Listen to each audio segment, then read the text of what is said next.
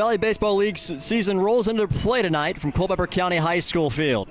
In Culpeper, Virginia, the Culpeper Cavaliers return home on their home opener, looking to rebound from a 7-5 defeat against the Harrisonburg Turks. But standing in their way are the Charlottesville Tom Sox. It's opening day in Culpeper. First pitch is set for 6:30, and the stage is set for an exciting night of summer baseball. To my right, it is my partner, Bubba Strickland. So, welcome. Welcome. Thank you. Of course. All right, ladies and gentlemen, please direct And, your attention to the field yeah, as we introduce we're ready for some baseball. As tonight, obviously opening night, we'll see a lot of action. The fans are packing it out. It's a beautiful night for baseball. Upper 70s, maybe lower 80s. As we are set for a great start. First pitch, looking at 6:30. We'll get into the defensive starters and batting lineups here. But first, Landon, a look at some of the games in the area if you want to explain that. Yeah, so tonight we have it's Waynesboro Generals at Calvinton Lumberjacks. That game is getting ready to go underway. And you have Purcherville Cannons at Winchester Royals. The game's kicking off at 7 o'clock. And we have Front Royal Cardinals against the Woodstock River Bandits. That's also coming up at 7. Then we have the Staunton Braves at Harrisonburg Turks, coming up at 7 o'clock tonight. And then you have the Strasburg Express at the Newmarket Rebels. That's at 7:30. So those games tonight. And I forgot to introduce myself. My name is Landon Ross. Happy to be bringing the broadcast. As the lineups are being set right now on the outside of our press box, we'll introduce you to the starting lineups tonight. So, on the mound tonight for the Culpeper Cavaliers, it'll be Marcelo Rodriguez. On the mound for the Tom Sox, it'll be Nolan Bethel. We'll introduce the starting pitchers in a second. But first, let's take a look at the batting lineup first for the visitors of the Tom Sox. Batting first, it'll be the center fielder, number 40, Lucas Ream. He'll be followed up by the shortstop, Willie Yao, followed up by the third baseman, Grayson McCullum. Batting cleanup, it'll be the first baseman, number 47, Luke Craddock. The DH, number 26, Dom Caffarillo, will follow him up. Batting after him, it'll be the catcher, Samuel Summerlin. He's wearing number 18 tonight. Batting 7th, it'll be the second baseman, Simon Tesfaye. He'll wear number 3. Batting 8th, it'll be the left fielder, number 60, Kai Aoki. And finally, rounding off the lineup in right field, it'll be Tanner Crater. He'll wear number 51. And for the hosts of the Culpeper Cavaliers, Parker Hildebrand will start off the lineup. He's wearing number 2, playing in left field. He'll be followed up batting second, Ty Powell over at third base. In center field, it'll be Johnny Sutrick wearing number 41. The DH tonight for the Cavaliers wearing number 69, it'll be James Robinson. Followed up by the right fielder, Grayson Gegg. And behind the plate for the Cavaliers tonight, it's Luca Perriello. He'll wear number 6, followed up by the second baseman, Joey Rogers. He'll bat 7th. He's wearing number 8 tonight. And batting 8th, it's the first baseman, Tyrus Nobbs, back at his home field once again, getting the start for the Cavaliers as well as starting for the Culpeper Blue Devils. So playing for both Culpeper teams this summer. And finally batting 9th, it'll be the shortstop, number 1, Evan Escobar. So we introduce the starting pitchers tonight. Obviously, Marcelo Rodriguez for the Cavaliers, Nolan Bethel on the mound for the Tom Sox. And we'll introduce Rodriguez out of Miami, Florida. He's been great so far for his college as he came into Culpeper so far for the summer. But coming on to this year, obviously from Miami, Florida, but he's got a fastball, changeup, curveball out of Doral Academy in Miami, Florida. He had 93 innings pitched, 112 strikeouts, 16-2 win-loss record. And the batting average against him was held to a .150, which an amazing, as his fastball will sit 92, 93, the changeup at 84, and the curveball at around 80. And for the Charlottesville Tom Sox, Nolan Bethel will be on the mound. He's out of Loudon, Tennessee, plays for Kennesaw State, and he's a 3-time All-State selection out of Tennessee. He joined the Owls for the 2026 season. As a true freshman, he was utilized correctly, and he had 5 appearances in 6.2 innings pitched. He had a 4.05 ERA, 6 strikeouts, 3 walks, and a whip of 1.35. He's got a fastball, slider, changeup mix, and he's been pretty good for the Kennesaw State Owls. We'll see what he can do here for the Tom Sox as he'll get the start tonight. So, starting lineups being announced in front of us, and we'll have the national anthem for you next. Starting lineup for tonight's home opener, number 2 from William Monroe High School and Mount St. Mary's, the left fielder Parker Hildebrand. Batting second, number 18, third baseman from Texas State, Ty Powell. Batting third, the center fielder from UNC Charlotte, number 41, Johnny Sutrick. Cleanup hitter, the designated hitter from Dickinson, number 69, James Robinson. Batting fifth, wearing number 17, the right fielder from Mercer, Grayson Gegg. Batting sixth and wearing number 6, the catcher from Mercer, Luca Perillo. Batting seventh and wearing number 8, the second baseman from Wingate, Joey Rogers. Batting eighth and playing first base from Salem and Culpeper High School, number 27, Tyrus Nobbs. And batting ninth, the shortstop from Wichita State, wearing number 1, Evan Escobar. And on the bump tonight from Arizona State, number 40, Marcelo Rodriguez.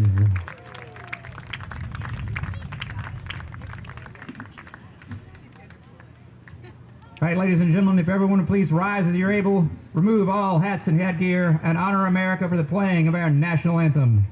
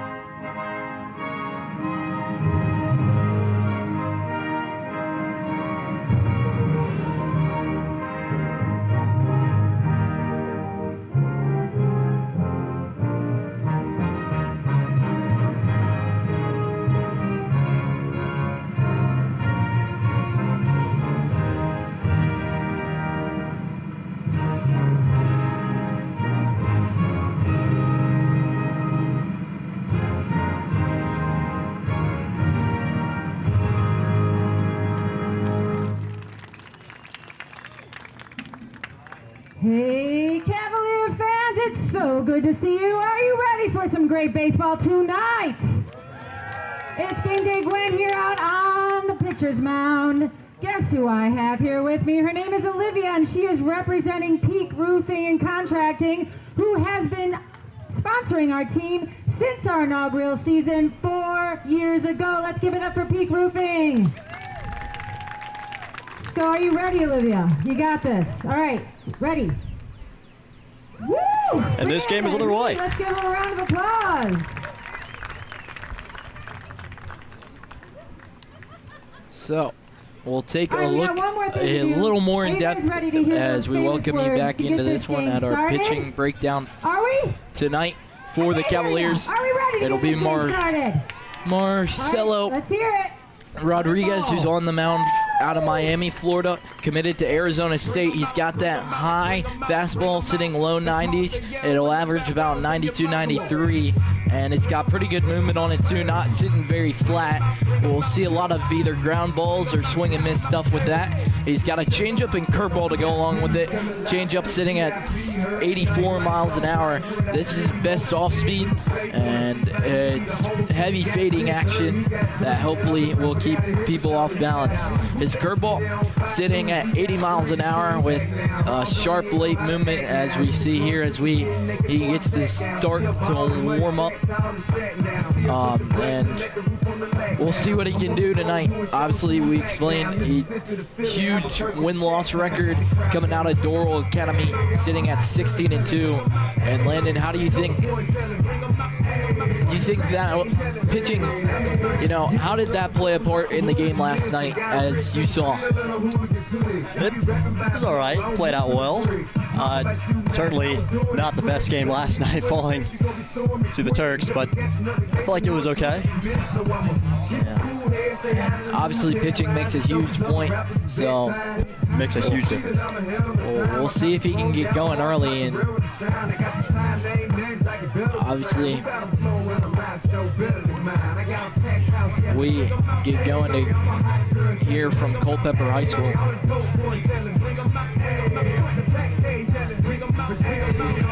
Mic check 1 2 1 2. You wanna beat the king? What is you gonna do? When you show up on the scene, what is you gonna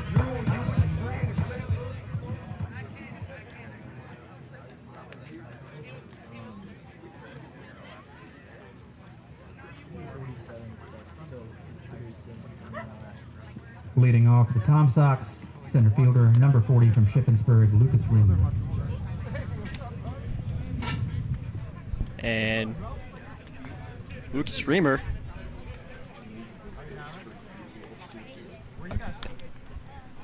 Lucas Ream hitting from the right side out of Shippensburg University. True freshman, and pros his frame early as big power hitter from the right-hand side. We'll see what he can do here. As well as that, he's an elite student in the classroom, maintaining a 4.1 GPA. So we'll see what he can do here. It's that one in the dirt. It'll put the count 1-0. 1-1, I should say. As Rodriguez will go back to work. The big righty will deliver. Swung on and missed. Strike.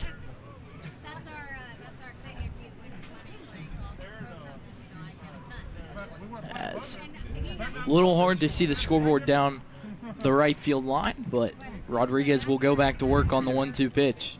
He'll lift his leg and deliver, and it's swung on and missed in the dirt. And it's an early strikeout for Rodriguez on the mound. That'll bring up the shortstop, number 33 from UVA, And Will Yao. Now into the box, it'll be Will Yao coming out of St. Anne's Belfield. So he's local in the area, committed to UVA out of high school, and been a little banged up coming into his freshman year, but we'll see what he can do here. That's a hit. As it'll bounce and won't be fielded barehanded over at short. And so Brings up the third baseman, it's an number early hit 27 from for the Kennesaw Tom State, Sox. Grayson McCullum.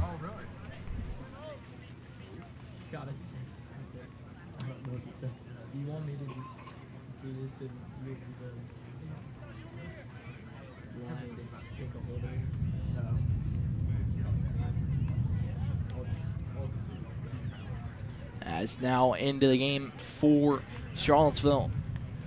It'll be from the right-handed side, the third baseman, Grayson McCullum, as the first pitch inside, throw down at second. Will be there in time, and they got him as Yao was refusing to slide there, thinking he got in. Trying to get up without a slide, and he's gunned down from behind the plate as a beautiful throw down to second. And it will get the shortstop in time, as Luca Periello said, not today. As Rodriguez will go back to work, he delivers home, and it swung on and fouled off down the third base line over the dugout. As Grayson McCullum coming out of Kennesaw State has delivered an early impact and immediately cracked into the starting lineup for the Owls this year, as that one will miss. And in his first 19 games, he was split up between shortstop and third base. And with a .294 average, he had 35 hits, 21 RBIs, and 17 runs on the year. Went 3 for 5 with an RBI double in his first game against Evansville. As Rodriguez will deal, and that one will catch the zone. As the count will run 2-2. Rodriguez will go back to work looking for another early strikeout. And that one will not catch the zone, as the count will run full. And so, Rodriguez looking for his second strikeout of the night. As 2 away here. Cavaliers trying to get out early of the inning. And that one will be fouled off. Fouled off to the right side. So we'll get a new baseball. And Rodriguez will go back to work. Righty on righty matchup here. As he'll deal his big left leg, and he got him swinging. So the horse will sound, and that's the end of the top of the first. It'll be 1. They'll strand nobody on base as Yao was thrown out early. And so that'll bring up the Culpeper lineup, as it'll be Hildebrand, Ty Powell, and Johnny Sutrick due up in the bottom of the first for the Culpeper Cavaliers when we come back here on Culpeper Cavaliers Baseball Network here on YouTube.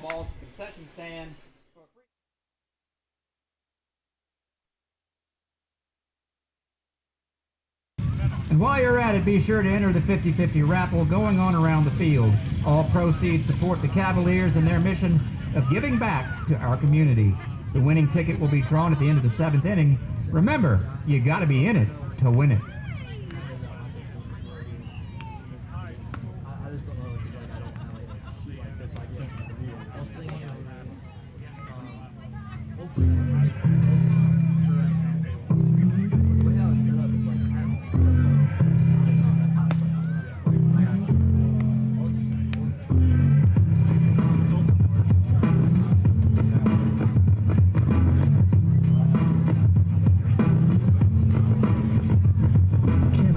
Welcome you back in as Nolan Bethel will get the start for the Charlottesville Tom Sox, as he's got a little bit of a fastball sinker, as he'll sit with a slider and a changeup, as well as we explained it earlier. Slider sitting at 77, 79, 1650 RPM, so it gets a little bit of break. The fastball kind of dips off at the last second, so we'll see if we can get a lot of swing and misses. Already 2 strikeouts for Rodriguez on the Culpeper side of things. We'll see if Nolan Bethel can get going here early as well. Stepping up here early for the Cavaliers, it'll be number 2 playing in left field tonight, Parker Hildebrand, the William Monroe native and Greene County born and raised, as went to high school with him, so a little small town moment as he'll step in from the left-handed Leading side. off the Cavaliers, the left fielder, number 2, Parker Hildebrand from Mount St. Mary's. From Mount St. Mary's, led William Monroe to their deepest run since the 2012 state title, as this year at Mount St. Mary's he had 20 at-bats, 5 hits, was walked 7 times, and had 4 stolen bases as the first pitch will miss, and the count will run 1-0. As Hildebrand gets set up from the kind of backhand spot of the left-handed batter's box, and that pitch will catch the zone on the fastball, as Bethel will even up the count at 1-1, as he'll find his sign, now goes back to work, he'll deliver home, and that one swung on and missed. Strike. And a huge swing and miss from Hildebrand there. So, the righty on lefty matchup. Pitch on the way from Bethel. Swung on, a little chopper over to third. It'll be fielded on a hop. Throw over to first is in time, and a great play there for the first out of the inning as Hildebrand is retired. Bring up number 18, third baseman As from Texas State, McCullum Ty fielded that one on a hop and got the throw over to first in time. As that'll bring up the third baseman wearing number 18 tonight, hitting from the left-handed side as well, Ty Powell. As it's a little weird, you rarely see a third baseman, not really ever seeing third baseman hit from the left-handed side. As Powell in for his first at-bat of the night, and the second pitch of the at-bat on the way. As that one popped up high. Underneath of it is Ream. He'll call everybody off and make the play. As quickly there are two away here. The center fielder, number 41 from And that'll UNC bring in the Charlotte, center Johnny fielder, Sutrick. number 41, Johnny Sutrick. Standing at 6'2" and 215 pounds. So a big bat, as we'll see what he can do here from the right-handed side. The first righty we've seen on the night for the Cavaliers. As Lucas Ream will go back to work. First pitch will miss, and the count will run 1-0. As still scoreless here in the bottom of the first. As Ream will go back to work. He'll deal home, and that one's That's a foul off. on and fouled off behind the plate. And it's in the parking lot. I hope everyone's windshields are okay. As the kids will go running for that one, and we'll get a new baseball as the count will even at 1-1. Ream will go back to work from the right-handed side, as this is the first righty he's faced all day, and that fastball will run inside. So the count will run to 2-1, and the big righty is ahead in the count in the form of Johnny Sutrick. As that one swung on and missed, and the count will quickly even at 2-2. As already 2 outs here early. Cavaliers trying to at least get a base runner on.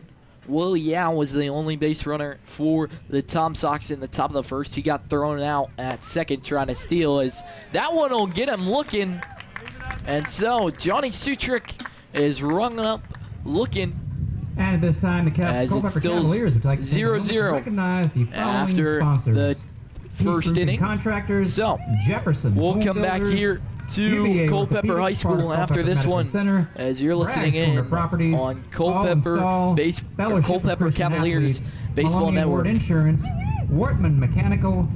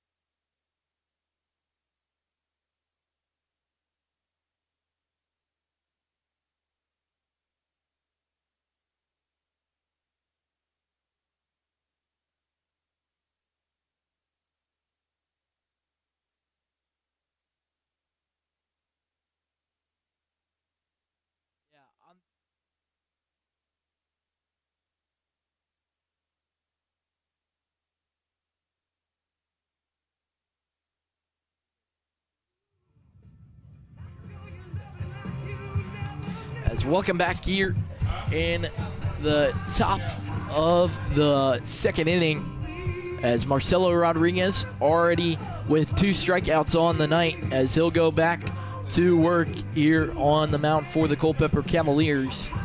Has already thrown 12 pitches so far in his first couple of at-bats, and for the Charlottesville Tom Sox, hitting from the right side, it'll be number 47, the first baseman, Luke Craddock. Carolina, number 47, Luke As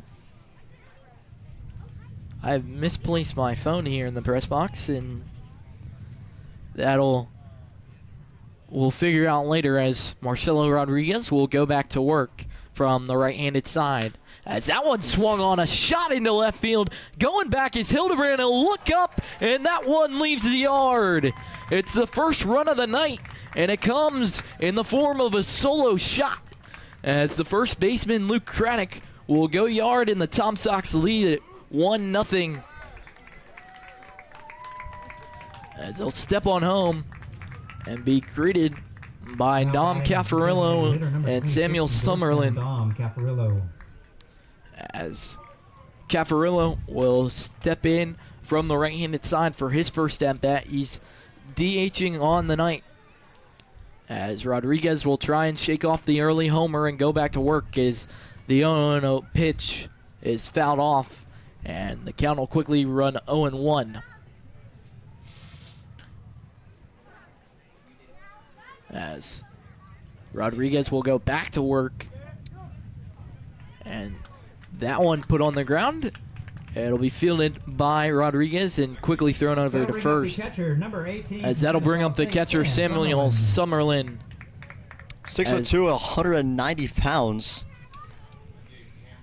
As Summerlin, the catcher coming out of Kennesaw State as well. As a freshman, he didn't see any action as he'll step in from the left-handed side. So we'll see what he can do here. As Rodriguez's first pitch will be outside, and the count will run 1-0. That was pretty wide. With one away here in the top of the second. As Rodriguez gets his sign, he'll pull the glove up to his face. Now he'll turn and deliver. As that one fouled off to the left. And hopefully that one didn't hit any cars. Although Safe Flight is around. So I'm glad my parents dropped me off because would have parked over there as Rodriguez will go back to work, and that one missed yet again as he's struggling a little bit early.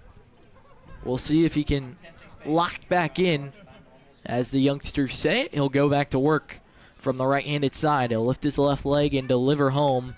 That one outside yet again, and the count will run to 3-1 strike. As Rodriguez will shrug his shoulders and step back onto the mound. Facing Summerlin, as the left-handed hitting catcher will take ball 4 and trot over to first base. So it's a walk for the Tom Sox catcher, and that'll bring in the second baseman from Georgetown out of Las Vegas, Nevada, standing at 5'9", the Simon Tesfaye. So aside from playing D1 baseball, as he'll take that one for strike 1. So aside from D1 baseball, he's heavily involved with the Leukemia and Lymphoma Society, successfully helping raise over $154,000 as that one's thrown away from the first baseman. And so Summerlin will move up 90 feet. And an early error. 90-foot walk of fame. As he didn't have to try very hard to get up to second on that one. As I think I couldn't have even gotten thrown out on that. As Rodriguez will go back to work. The big righty will look back to second and now deal home. As that one swung on and missed. As Joey Rogers holding the base runner in the form of Samuel Summerlin over at second, as Rodriguez will go back to work, and that one will miss inside. And so, after Craddock homered to left field, he's kind of shaking it off, although he walked Summerlin, who's over at second now. Rogers still holding him on, as now he'll deal home. That one put on the ground, and it'll go foul, as it'll be fielded at a backhand over at third base by Ty Powell. But You know what?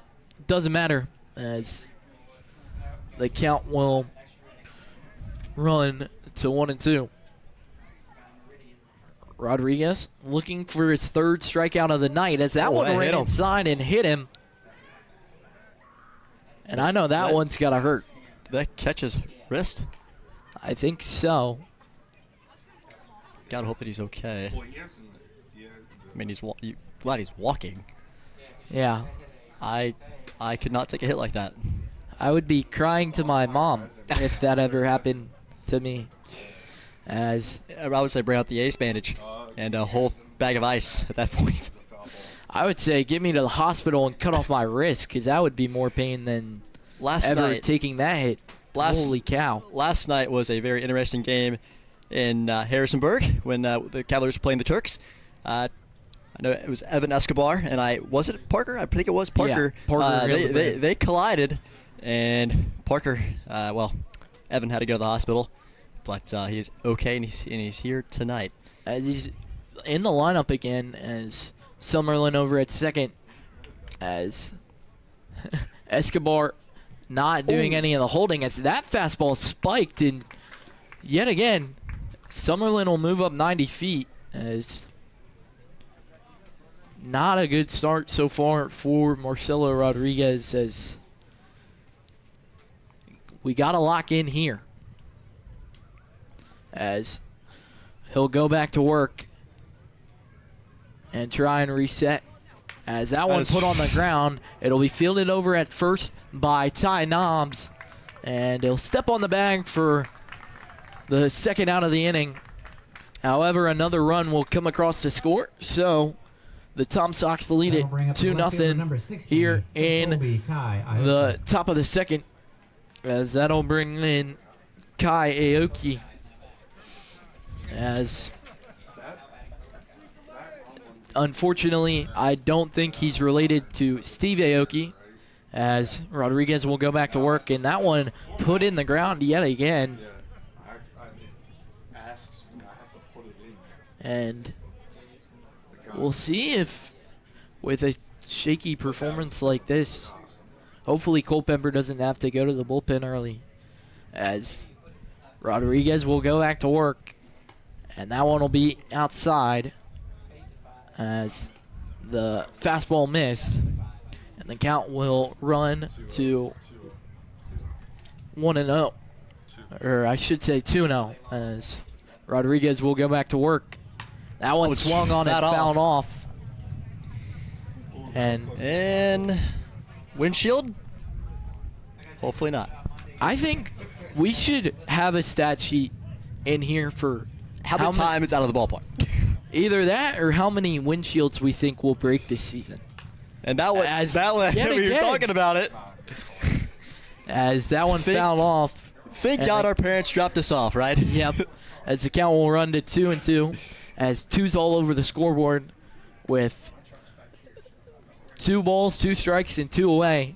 As Rodriguez trying to strike out Aoki to end the inning. And that one will miss low. As that'll run the count full. And Rodriguez trying not to give up the second walk of the night, as trying to look for his third strikeout, as that one put on the ground. It'll be fielded easily by Evan Escobar. The throw is in time, and the Cavaliers get out of the inning, but not without allowing 2 runs on the inning. So Charlottesville leads it 2-0 as we go to the bottom of the second here after this on Culpeper Cavaliers Baseball Network.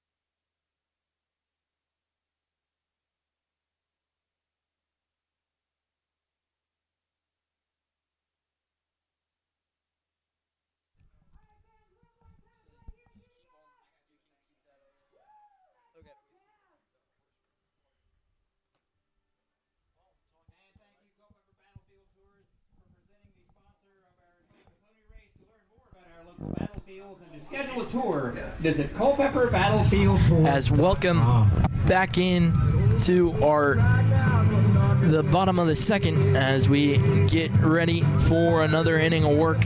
Back on the mound for Charlottesville, it'll be Nolan Bethel as he'll go back to work here as Culpeper looks to get the bats going and get back in this ball game. As for Culpeper, it'll be James Robinson, the DH, will get set to lead off. As wearing big number 69 from Vienna, Virginia, he's going to Dickinson College. So we'll see what he can do out of the right-handed side. 6 foot, 210 pounds. Talked to him a little bit last night at the cookout. He seemed like a really nice dude. As Robinson will go for the first time tonight as he'll step in from the right-handed side. He'll face Bethel for the first time as the big righty will face yet another right-handed hitter out of this Culpeper Cavaliers lineup, and the first pitch will miss, so the count will run 1-0. As Bethel with only one strikeout so far as he's relied on his defense, and that one will be swung on and missed. As Robinson quickly will be in a 1-1 count as Bethel will even it back up. As he finds his sign, now he'll look and deliver. That one put on the ground over to short. It'll be fielded easily, and Yao got the throw over to first in time. So quickly there's one away. Now batting right fielder for Mercer, number 17, and coming up Grayson next, Gegg. it is Grayson Gegg. He is standing at 6'2", 200 pounds. He's from St. Simon's Island, Georgia. Who knew Georgia had islands? Yeah. I don't think they mean that literally, but You know, speaking of Georgia, if there's any big old obviously college fans up in here, I was in town the other day and I saw someone's red truck decked out in Georgia gear, and it was quite the sight to see in Virginia. wow. As Gegg played at Glenn Academy, named to the first team All-Region and first team All-State as a senior, hitting .413 with 3 home runs and 31 RBIs, as Bethel will deliver that one a shot right back at the center fielder as Ream will bring that one in easily. And so there's 2 away. The catcher from Mercer, number 6, Luca Perillo. Number 6 is Luca Perillo, standing at 6 foot, 205 pounds from Sharon, Pennsylvania. He wants to go to Mercer. I have an aunt named Sharon. As I do too, Perillo actually. transferred from Virginia Tech to Mercer this year and went to Augusta Christian High School, as Bethel will get a swing and a miss. Start As off. Perillo quickly in a hole 0-1. And so for Culpeper, they haven't been able to get the offense going so far. We'll see if they can change that here as a big swing and miss for strike 2 as well. It kind of reminds me of last night's game when they're going against the Turks, and the game was kind of slow to start off, but then it got better, then it got slow again. It was a repeating slow and fast, and they got better. As that one Slow down. will not catch the zone, as the fastball will miss, and the count will run to 1-2. As Perillo trying not to be the second strikeout victim of the night to fall to Nolan Bethel, as that one will ring it up looking, and so it'll end the inning, and still a run has yet to come across for Culpeper, as Charlottesville leads it 2-0 here at the end of 2. We'll come back for the third inning after this. You're listening in on Culpeper Cavaliers Baseball Network. The youth fielding and hitting camp.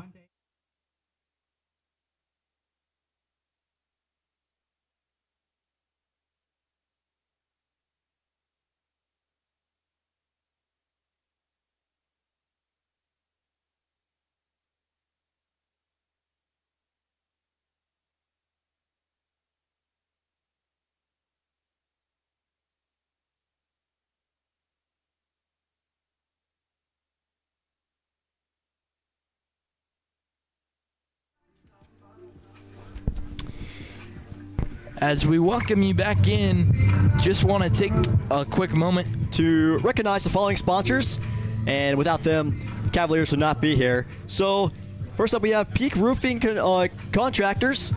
And we want to thank Jefferson Home Builders, UVA Orthopedics, part of Culpeper Medical Center, Bragg's Corner Properties, All Install, the Fellowship of Christian Athletes, Maloney and Ward Insurance, and Warden Mechanical, and GFL Environmental, sorry, that's a tongue twister, Battlefield Automotive, and Glory Days Grill. So, thank you for all of them, as, again, without any of those sponsors, Culpeper Cavaliers baseball wouldn't be able to happen, as Marcelo Rodriguez back on the mound for another inning of work. I'm feeling hungry now after reading Glory Days. Yeah. And Maybe stop out post-game, post-game dinner, let's go do it. Yeah. As The Red Rodriguez with 2 strikeouts on the night, but he walked Sam Summerlin earlier, and then he came across the score as he looks to be locked back in as the warm-up is over and we're ready to get back underway, as stepping in from the left-handed side for Tom Sox will be number 51, the right fielder Tanner Crater, as he's out of Swanee. Sorry. No, my bad. He is 6'1", and he is at 185 pounds. I'm sorry I stepped over you there, buddy. No, you're good. As a big swing and miss for strike one there, and Rodriguez looks to have locked back in, as we'll get back to work here in the bottom, or I should say top of the third, as Rodriguez will lift the big left leg. That one's hit, and it is far. And to left field, Hildebrand going back. He'll get underneath it and make the play easily. So quickly, there's one away, which will bring in the bat of number appears to be Lucas Ream. There's 2 Lucases on here. I looked at the wrong Lucas. Forgive me. And so he'll step in from Shippensburg University, as he'll get set to hit from the right-handed side. As a true freshman, that one is on the ground to the right.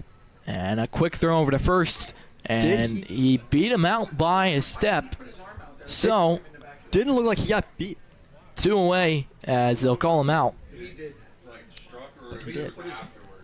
That'll bring up number 33, shortstop Will Yao. So after that one, quick throw over, beat him by a step, and we'll bring in Will Yao, as he'll step in for the second time tonight. Again, like we said earlier, the hometown kid out of Charlottesville, Virginia, as he'll take the first pitch inside, and the count will run 1-0.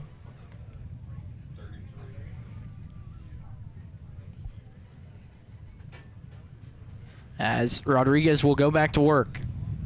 He'll rock back in, deliver as the breaking ball shot into center field. Underneath it is Sutrick, and quickly that'll be enough to end the inning, as pretty much 1, 2, 3, and we'll come back for clean sweep, the Culpeper lineup here in the bottom of the third after this. You're listening in on Culpeper Cavaliers Baseball Network.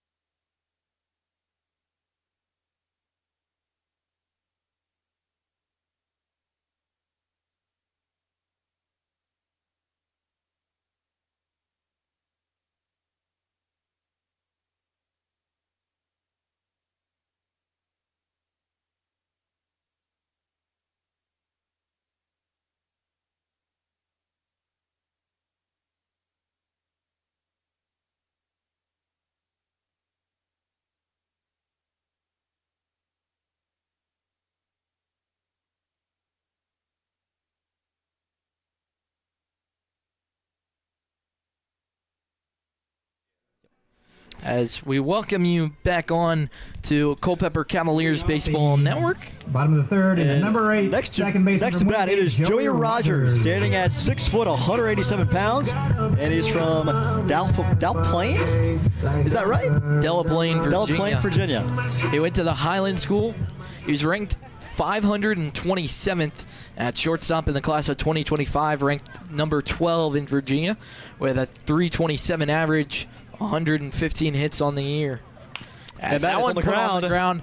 It'll be fielded at a backhand over at third, and the throw will be in time from McCullum to beat out Joey Rogers as he's thrown out for the first out of the inning.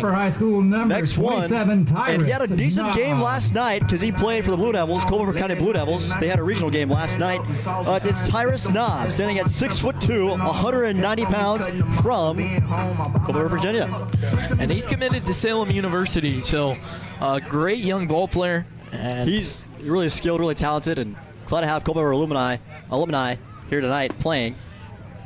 As the first pitch in there will miss for ball one, as was selected for the Battlefield District All-Star Game in 2025, as he'll hit from the left-handed side. Bethel will go back to work, and that one will miss yet again. And so Bethel gets his sign on the mound. He'll shake off the catcher. Now he'll find his sign from Summerlin. He'll lift his glove. Now he'll go back to work as the left leg delivers towards home, and that one will miss yet again. So quickly, Tyrus Knobs in a 3-0 count. We'll see if he gets the green light here. Again, he had a solid. Sorry to cut you off there, buddy. No. He mentioned we had a solid game last night with the Blue Devils. Unfortunately, I think the Blue Devils are coming up short in that one. As he'll take a 4-pitch walk, and so coming up, Tyrus draws a walk, and that'll bring up number 1, the shortstop, Evan Escobar. Evan Escobar. He had a very eventful game last night with the collision he had with Parker. Evan, last I heard that he had a hurt lip. I forgot exactly. He's out of Doral Prep School as well. For San Diego State in 2025, played in 34 games for the Aztecs, making 28 starts at shortstop. As he puts that one on a rope, it'll get through off of one hop. It's through the gap over at short, and quickly the Blue Devils have a base hit, which will put 2 on base. Cavaliers. You don't believe how many times I wanted to say Culpeper County Blue Devils, because I've done PA for the soccer, boys and girls soccer, for a while now. And every time I want to say Cavaliers, every time I say Cavaliers, I want to say Blue Devils. As the catcher Summerlin will walk out to the mound real quick to take a quick stop to talk to his buddy Nolan Bethel, who's only allowed a walk here tonight, as that'll bring in Parker Hildebrand, who was a part of the Class 3 All-State selection squad in his senior year. As 2 runners on and 1 away, as Bethel will go back to work. He'll quick pitch, and Parker Hildebrand swung on and missed at that. As home runs is something I've seen a lot of times from Parker Hildebrand over at William Monroe. And flashback to last year around this time, to send Monroe to the state semifinals, he hit a walk-off 2-run shot as 2 runners on, and Bethel will miss, sending the count to 1-1, which will even it up. Runner over at first is Escobar. Runner over at second is Tyrus Knobs. So we'll see what the Cavalier left fielder can do here, as Hildebrand gets set from the left-handed side facing the righty. That one will be down low, and Summerlin will bring it in from behind the plate to make sure no movement on the base pass. And it's got to be a little bit of an inconvenience wearing the old school catcher's mask, because that helmet seems to pop off every time he goes to throw off his mask. I've noticed that a little bit.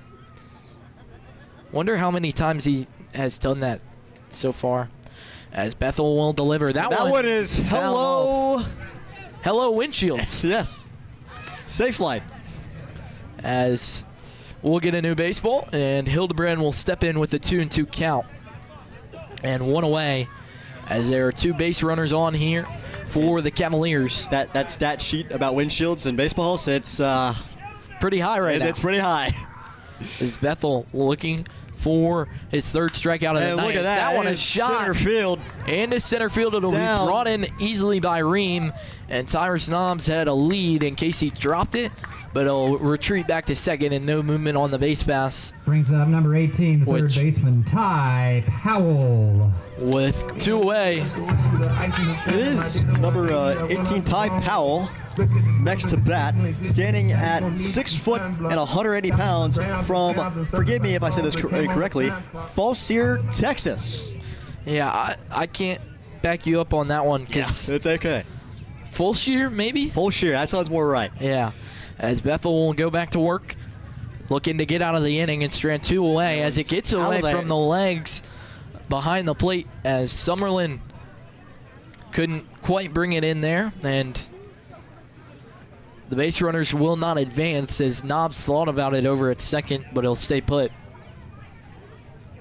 As Powell with the Mahoning Valley Scrappers in 2025, he had 72 at-bats, 7 runs, 2 doubles, and 11 RBIs on 16 hits and 13 walks as he played with them during the Collegiate Summer Ball League last year. As he's in Culpeper obviously this year because he's playing for the Caps. Yes. As he'll step in with a 2-0 count. As Knobs still over at second, over at first is still Escobar. As that one swung on and missed. Swing and a miss. And as before we go any further, I was just going to say, like, it's an honor to be here tonight because the last 2 years, Culpeper has not played their home opener. why not? So last year was an absolute rainout, and the year before, other issues. So yeah, glad to be here tonight and finally having a home opener tonight. And as that one swung on and missed, and the count will run to 2-2-2. Sorry to cut you off there. You're okay. And out of the 4 years the Cavaliers have been around, they are yet to win a home opener. So tonight would be amazing if they could do that tonight. History in the making. History in the making. How about that? And we'd be here to witness it. New crew for this year. Yeah. So we're honored to be here, and it'd be great to see if they can. Bethel looking for the strikeout, and he'll throw it high. Pull out the win. As he couldn't hit the target there, so the count will run full. And now a payoff pitch set to come to Ty Powell.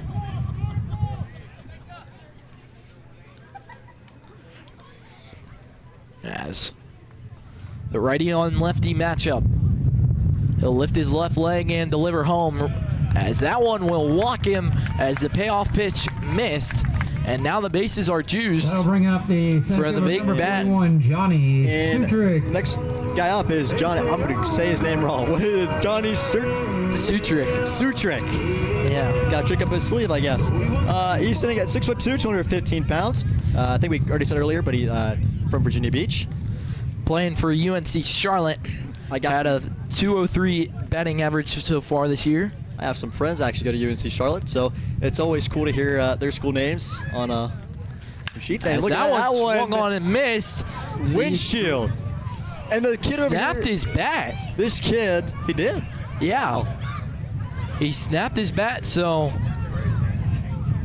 I thought he threw the bat at first, but he snapped it, and it went running down the third baseline. It almost got over at third. It almost got McCullough as he hopped out of the way. And maybe in the next few years, this kid over here outside the ballpark could have caught that ball. But yeah. As I know, if I was playing baseball, the last thing I would want to see running at me is a wooden bat. That would not feel good. As Bethel will go back to work, and that one ran inside it. Looked to maybe get a piece of him. Umpire will say no. And we'll go back to work as the count is 1-1. As Sutrick has a big bat. He's also a major extra base threat as he swings and misses at that one. And the count will run 1-2 as Bethel trying to get out of the inning here for the Tom Sox. I got a little nickname for him now. I'm going to call him Trickster because Sutrick. I like that. Yeah, a little trick to him. He's also a little tricky with 12 home runs on the year, so if he gets a hold of one as he did there, although he got underneath that one, it'll be popped. And yeah, we'll bring it in over at short to end the inning. Looks like my golf game. And ladies and gentlemen, tonight's game is brought to you by Roofing Contractors. Charlottesville still leads it 2-0 after the full complete 3 innings. We'll be back for the top of the 4th inning after this one here from Culpeper High School here on the Culpeper Cavaliers Baseball Network. Home Improvement Project.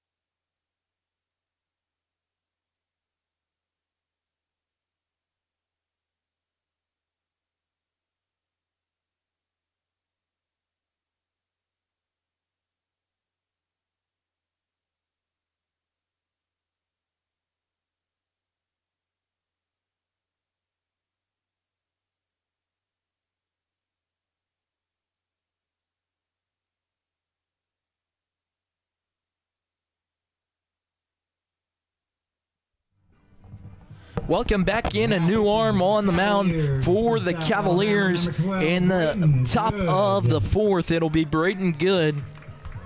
As so far this year, the 6'4", 220 left-hand pitcher out of Alexandria, Alabama.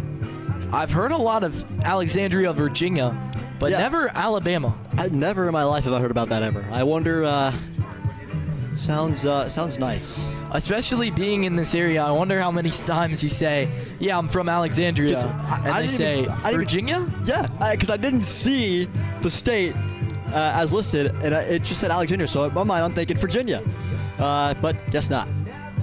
As he's got a fastball, slider, and a changeup as well. As the fastball sits 85-87, slider 73-75 with a big break on that.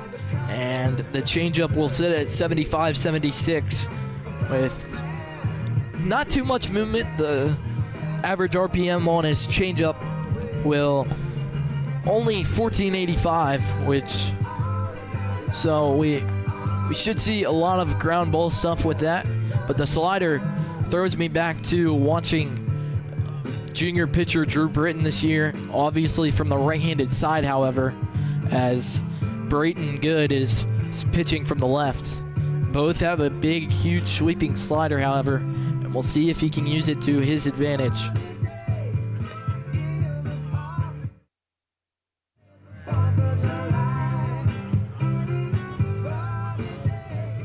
Leading off the top of the inning for the Tom Sox is number 27, Grayson McCullum, third baseman. As Grayson McCullum will step in for the Tom Sox.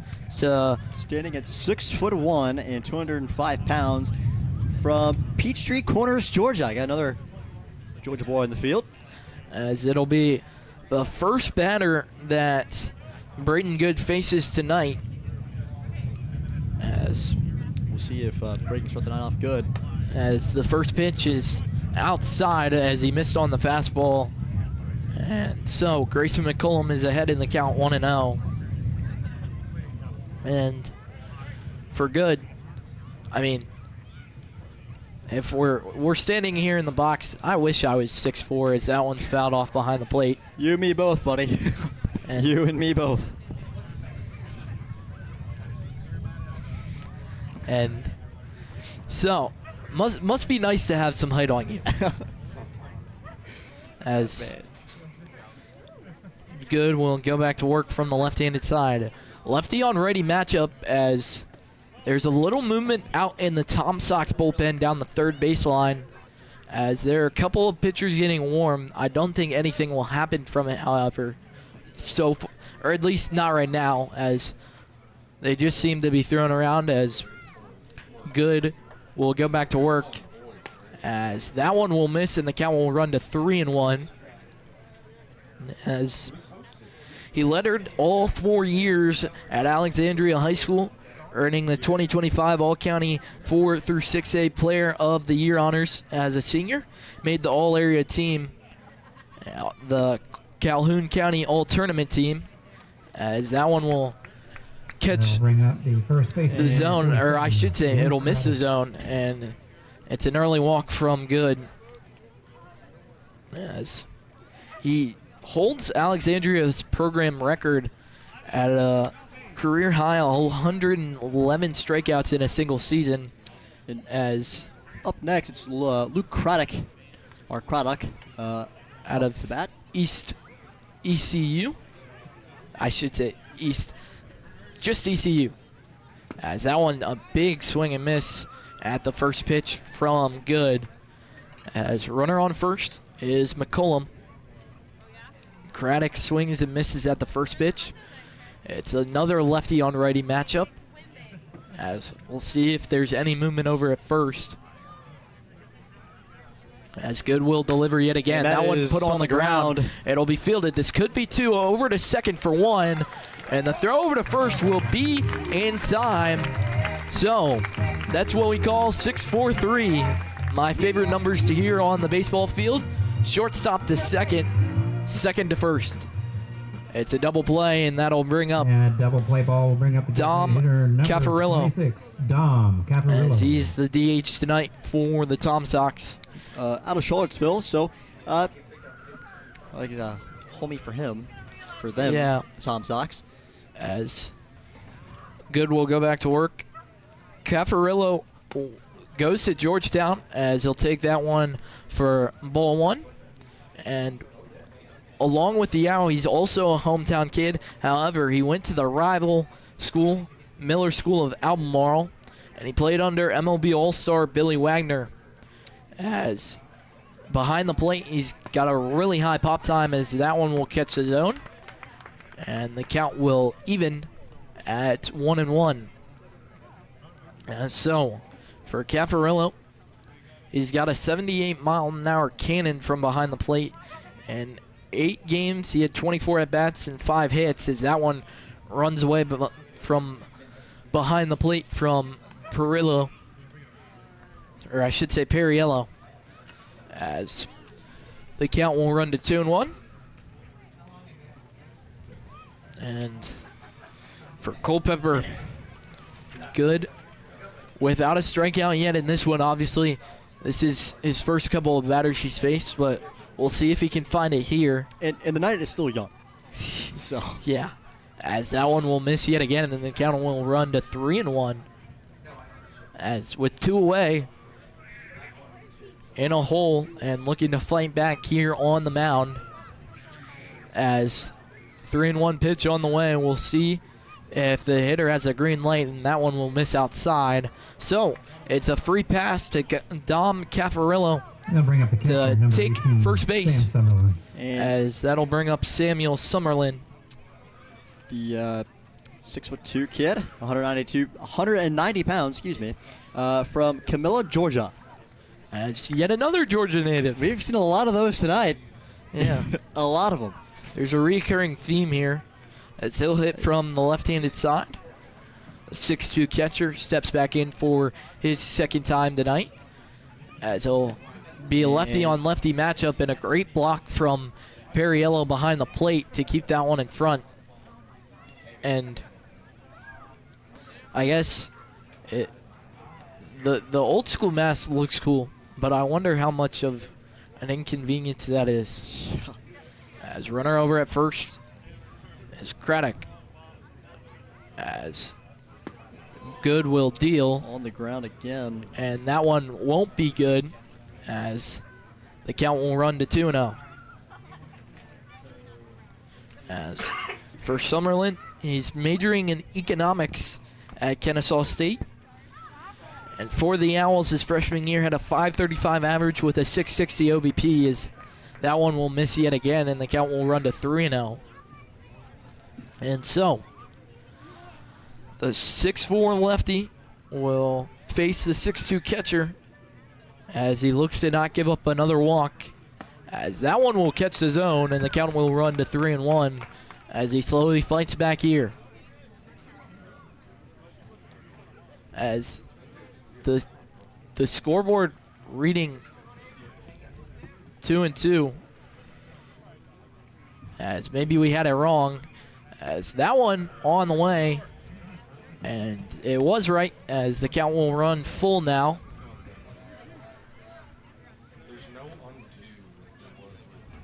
And so, the full count pitch on the way from the 6'4" lefty.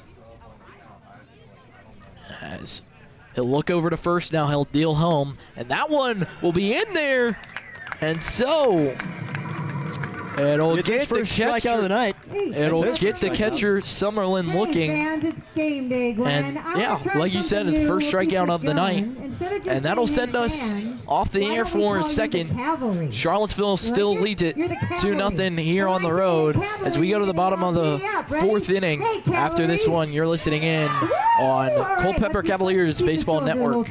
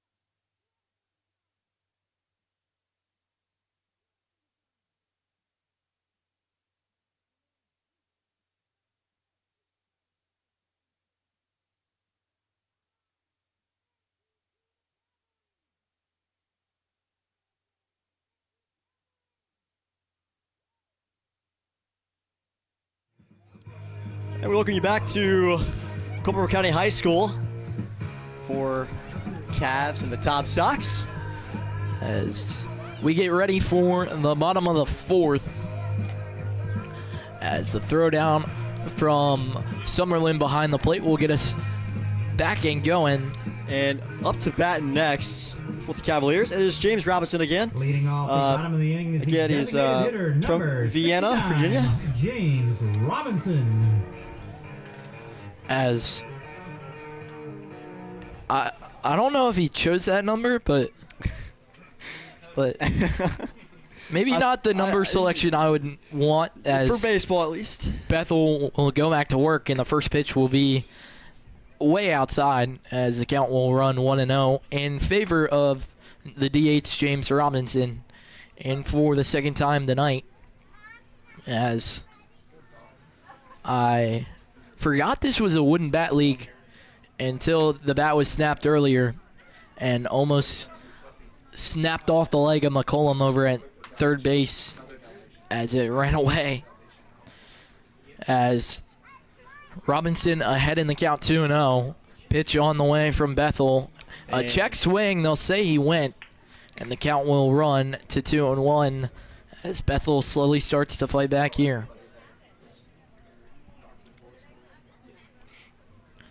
As a beautiful night, sun slowly starting to set out in right field. It is like you're talking about, a beautiful night. It is a gorgeous night compared to last year's home opener. You gotta keep bringing that up.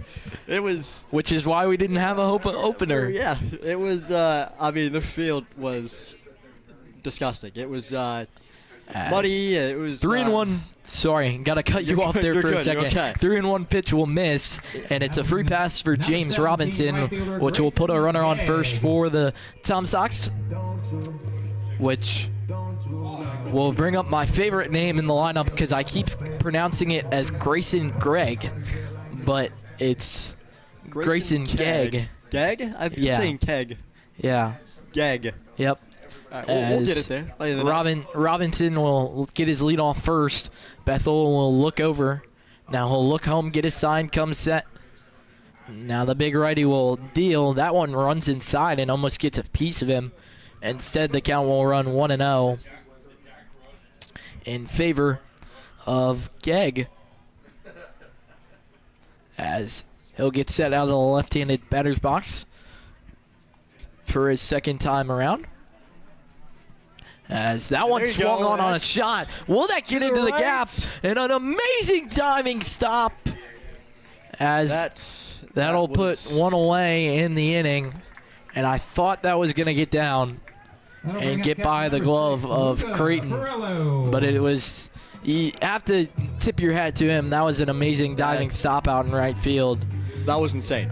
As that'll bring up the catcher, number 6, Luca Perriello, as hitting from the right-handed side. Unlike the Tom Sox catcher, Summerlin, as Samuel Summerlin, one of the only left-handed hitting catchers I've seen in my lifetime. As that one hit in the back.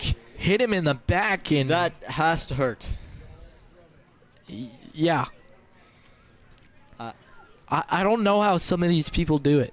Me either. They are true athletes, and clearly I don't play baseball. I haven't played a sport myself in forever, but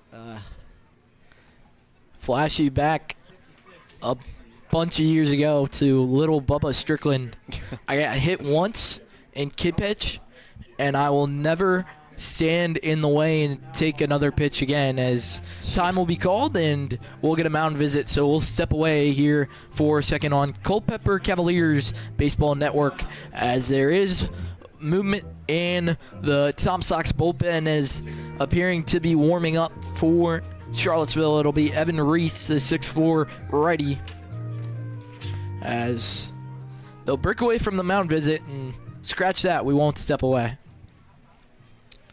And next up, I believe that is number 9 of Tyler Benick, sitting at 6'4", 220 pounds, from Fredericksburg, Virginia. So not too far from here.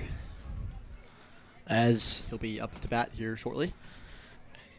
It'll be a pinch hitter then for Joey Rogers, as it,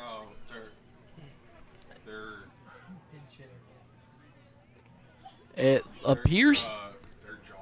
I think it's. I don't know if they got one, but. Oh no! It will be the bat of Joey Rogers set to hit. Excuse me. That's part of my bat. A conversation happening at home plate at the moment. It looked like number 9 from here. As we'll step away, and now the home plate umpire will write something in his notebook as. Oh, that's one. Forgive me for giving false information there, folks. Forgive me. Yeah. As I could see how you get 9 from that number. When he's turned towards us, I can't see the other side. As Rogers will get set to hit from the right-handed side, it appears to be. As a new arm will not be on the mound for Charlottesville, and we'll take a second because there appears to be time on the field, but the home plate umpire seems to still be talking to the Charlottesville head coach. So once we figure this out, we'll come back on air, but we'll take a moment to step away here on Culpeper Cavaliers Baseball Network.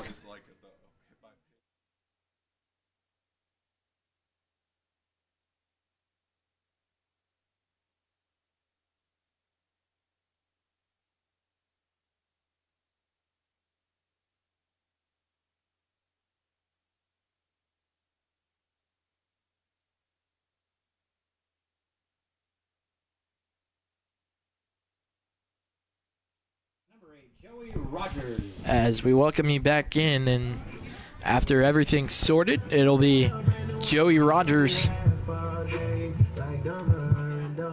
as the most confusing Virginia names, as getting set to hit from Delphine, Virginia, as he's back in for the second time around, as it's a righty-on-righty matchup, as a second baseman will step in yet again, as the first pitch will miss down low. And the count will run 1-0 in favor of the second baseman, as one away and 2 runners on here in the bottom of the 4th. As Bethel will step off, and now I'll check back over to second. As it doesn't matter, as James Robinson was back in there safely without a doubt. So Bethel will go back to work. Tesfaye is holding Robinson on just a little bit, as that one will catch the zone, and the count will run ones all across the scoreboard as a 1-1 count with 1 away here. They do it a lot. The home plate umpires will do it a lot. So Turn back and say something. Bethel will go back to work here as he'll lift his left leg and deliver home, as that one will be down low. And the count will run 2-1 in favor of Rogers from the right side.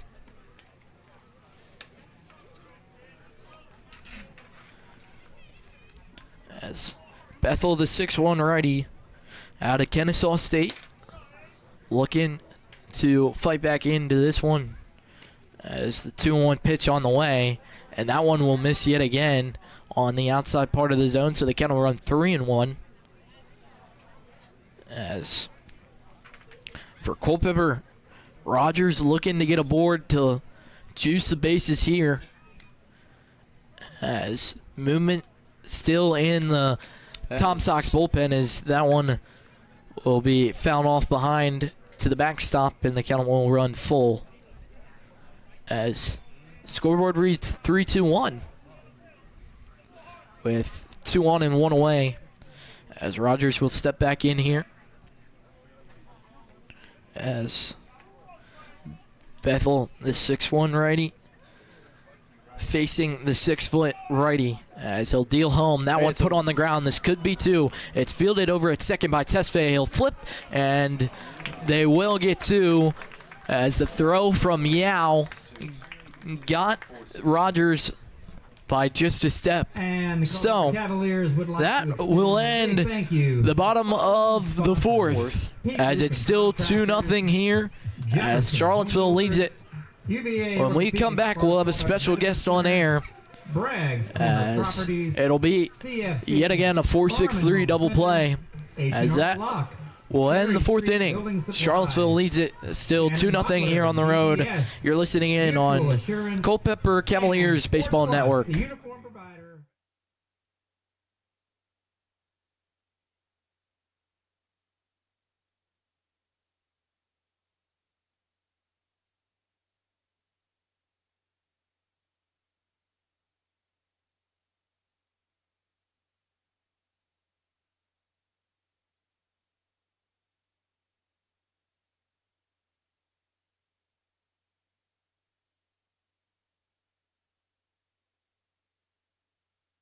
Test. You good? Test, test. And welcome you back. Whoa, excuse me. And welcome you back to Culpeper County High School for this game tonight. We welcome a special guest. It is the commissioner of the Valley Baseball League, Mr. Rick Furr. Hey, how you doing, buddy? Good job. You guys sound good in here. We're trying. No, a lot of people have to realize, you got to start somewhere. You guys are high school guys, and thanks a lot for volunteering your time, and you got to follow your passion. So great. So you guys, hey, what a beautiful night for baseball here in Culpeper. Got a good crowd out here tonight. Wind's blowing out. We got 1 home run tonight so far, right? That was a big inning right there for Culpeper. They had runners at first and second, trying to get stuff going on. So anyhow, welcome. How you guys doing? Feel pretty good. Yeah. Bubba's doing pretty good too. Yeah. It definitely new environment for the both of us, but we're having fun. Yeah. He's more used to broadcasting than I am. Yeah. But yes, you wanted to talk about Swing for Health. Yeah. What I want to do a little bit is first of all is people always ask me, like, how'd you get back in the Valley Baseball League? And I played on the first team for the Winchester Royals in 1979, and we're the Valley Baseball League champions. And we'll let you do the calls, who's batting, and all that. So we'll talk in between. Okay, sounds good. It is next up. That is number 3, I believe, of Simon Tesfaye. Talked about him earlier. He's from Las Vegas, Nevada.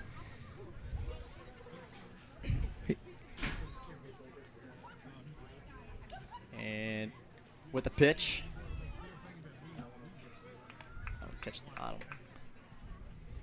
So this is your first time on the air? Yeah, very, very first time. Hey, it's always got to start first time. Yeah, you know what I mean? I haven't obviously talked a lot tonight. As here comes the pitch. It's on the ground again.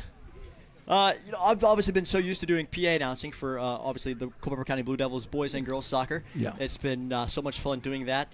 But doing this now on the air and broadcasting, it's a new environment. And trying to do this as a career. And thus far, I've had a lot of fun. And here comes another pitch. That one is another strike. Is a strike, rather. You got 1 ball and 2 strikes. 1 ball, 2 strikes. Thank you so much. Nobody out. You got runners, nobody on. Tom Sox from Charlottesville, Virginia. They've been a real good ball club in the Valley League for the last few years. I've definitely heard how good that they have been and their successes. Yeah. Well, anyhow, strikeouts. Number 60, Kai Aoki. And next up is Ty Aoki. I believe I said his name right. Do like that last name, Aoki. And where's Ty playing college ball at? Where's he playing? Let me. So he is playing at Colby. He's from Chesterfield, Virginia. And with the pitch, and that is on the ground towards center field. And they beat him there. It was a 6-3 play. Ground ball to shortstop, easy throw. First base, got 2 outs right there. Nice. One thing I like about the Culpeper pitcher right now is that he's got a really good motion. He's very fluent, and that's really, his mechanics are really excellent. Matter of fact, the guy pitching, what college is he from? You guys would know?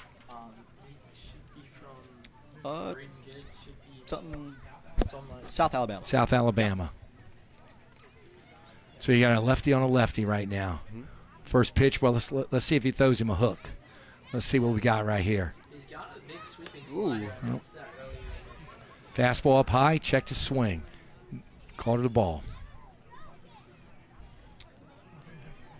Earlier, I got confused with a call like that. I thought it would be a strike. Earlier. And so, Landon, let me talk to you a little bit about DRG, because it's really important for the people in the Shenandoah Valley area as we go along watching this game. 1 ball, 1 strike. One of the things that I think is really big that the Valley Baseball League has always been found with small towns, communities that support this team. And one of the things I've always been a big believer in when I worked in Major League Baseball, you got to give back to community. You got to give back to people. So one of the things is, a lot of people don't realize type 2 diabetes is the 6th leading cause of death in Virginia. And anybody that's 65 or over of the age, 25% of Virginians have type 2 diabetes.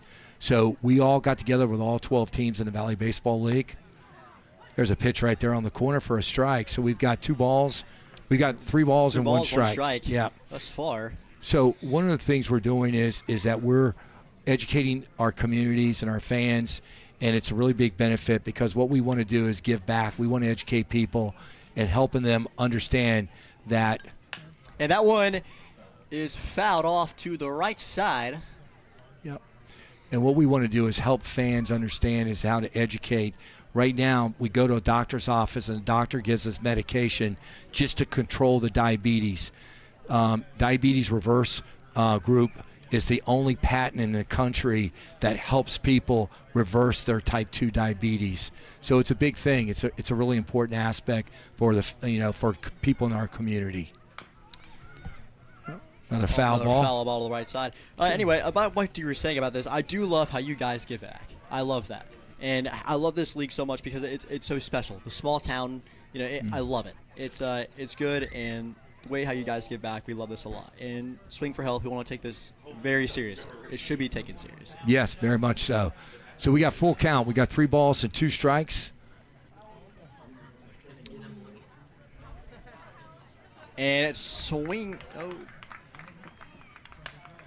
Ball hitting the dirt. It was a swing. Ball hitting the dirt. Catcher has to throw down the first to get him out. And that's 3 outs right there. Yeah. We go down 1, 2, 3. And I think we've played 4 innings, right? Correct. Yeah. And the score is now Charlottesville Tom Sox 2 and the Culpeper Cavaliers 0. And we'll be coming right back right after this. And this half inning is brought to you by the Swing for Health campaign and Diabetes Reversal Group.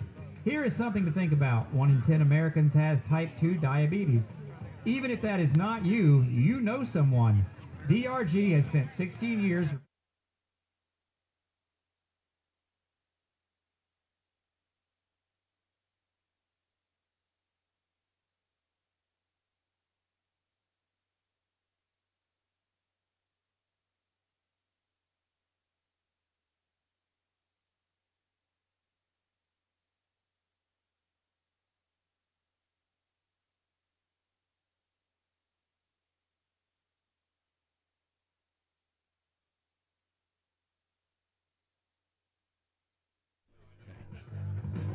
Welcome back on the Culpeper Cavaliers Baseball Network, as we're back here with Commissioner Rick Furr. As you know, we were talking about the Swing for Health earlier. What do you think are some things people don't really understand about type 2 diabetes? I don't think people realize how important the diet is. It's very important, the diet that you have and what you eat. It's also important to get exercise. And I think when people realize, that, you can have, it can impact your eyesight. It can impact, amputations, that what has to happen. And the thing about it is that I would tell anybody, if you're a fan of Culpeper Cavaliers, get your brochure, Swing for Health. It's a QR code on there. Go take a chance, sign up for it. It's a webinar. It's great. It'll teach you everything you want to know about how to fight type 2 diabetes. And what people have to understand is that type 2 diabetes affects almost all the families in this country. There's 35 million people that have type 2 diabetes. So anyhow, well, Bubba, let me ask you a question. We're going to the top of the 5th right now. Bottom of the bottom of the fourth, right? Yeah. And to cut you off, bottom of the 5th. There is a new arm on the mound for the Charlottesville Tom Sox. It'll be the arm of the 6'4" righty, number 13, Evan Reese, out of Mount St. Mary's this year. For the Mount St. Mary's team, he had 21 innings pitched. He had a 5.14 ERA. He had 19 strikeouts and 11 walks on a 1.52 whip. His fastball sits at 88-91, slider sitting at 75-78, and his changeup sitting at 88-82. And he's sitting at a towering 6'4". Yeah, he's got a good frame as a pitcher. Yeah. Really good frame. So, as a leadoff hitter here, who's a leadoff hitter for the Cavaliers? It'll be it appears to be Tyrus Knobs, number 27, as the first pitch will catch his own there. And indeed, it is Tyrus Knobs coming out of Culpeper High School, so he knows this field pretty well. Yeah, it's always nice when you can play in your hometown. Yeah. As I wish there was a local team in Sandersville, which I think it'd be really cool to, obviously most teams play at the high school. You got Tom Sox at Charlottesville High School. You got Culpeper, obviously Culpeper High School. It'd be cool to maybe see in the next couple of years a team at William Monroe High School, maybe out of Greene County, as the count will go to 2-0, I do believe, as on the mound. You got no Tom balls Sox. and 2 strikes. It's called strike 3 right there. That one caught him looking. As it's kind of hard to see the scoreboard when you're on this side of the table. Right. As he got struck out looking, and that'll bring up Evan Escobar. As in for the 3rd time tonight. He was walked last time around, but then he got stranded out on the base path. As in with one away from the right-handed side.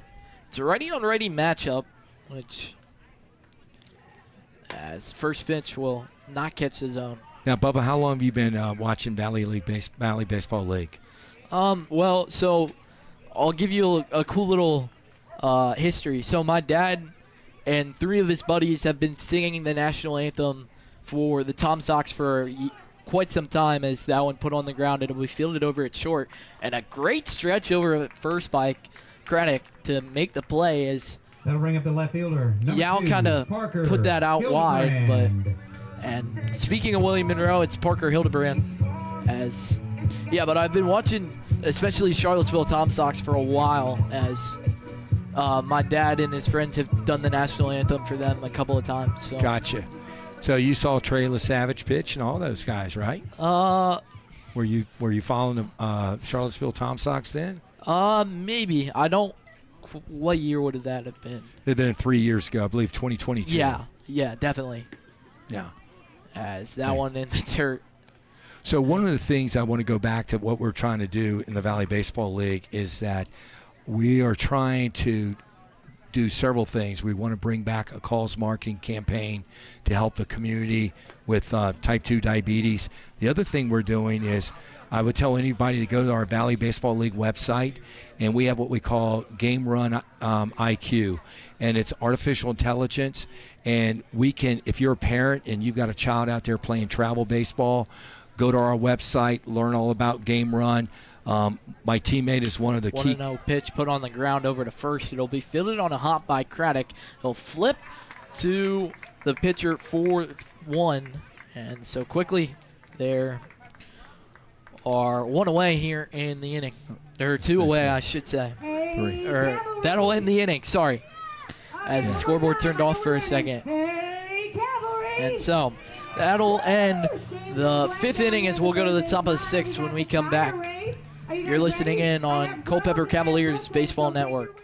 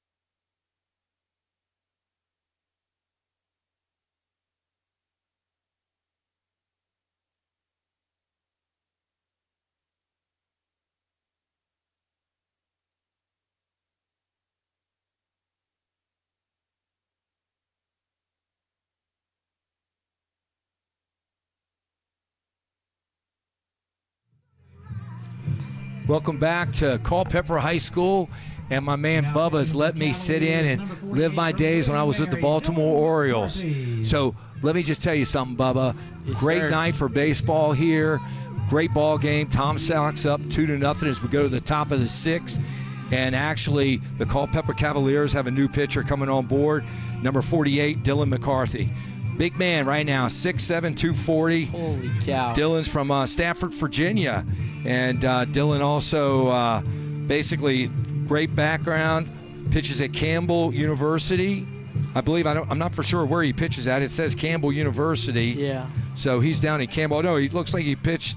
Can't tell from the writing and what's set up for like what we have right here. But yeah, he pitches at Campbell University. Yeah, good baseball school. One of the things people don't realize is a former New York Met who played in the World Series, Cal Kuntz, was the baseball coach down there at Campbell University back in the 70s. And Campbell University has really grown. The Camels, that's what they're called down there. Campbell Camels. Yeah. So here's the first pitch by McCarthy. Fastball swung on. No balls and 1 strike. Did you do radio or broadcasting for the Orioles? I did a pregame show. I did home team sports. I did down on the farm with the Orioles, and then I did our pregame. And then after I went with the Orioles, I went to the Detroit Tigers and got back into player development. And that's a fastball on the outside, misses. What's one word of advice you'd give to maybe anybody trying to enter in the sports broadcasting world? It's a dog-eat-dog world.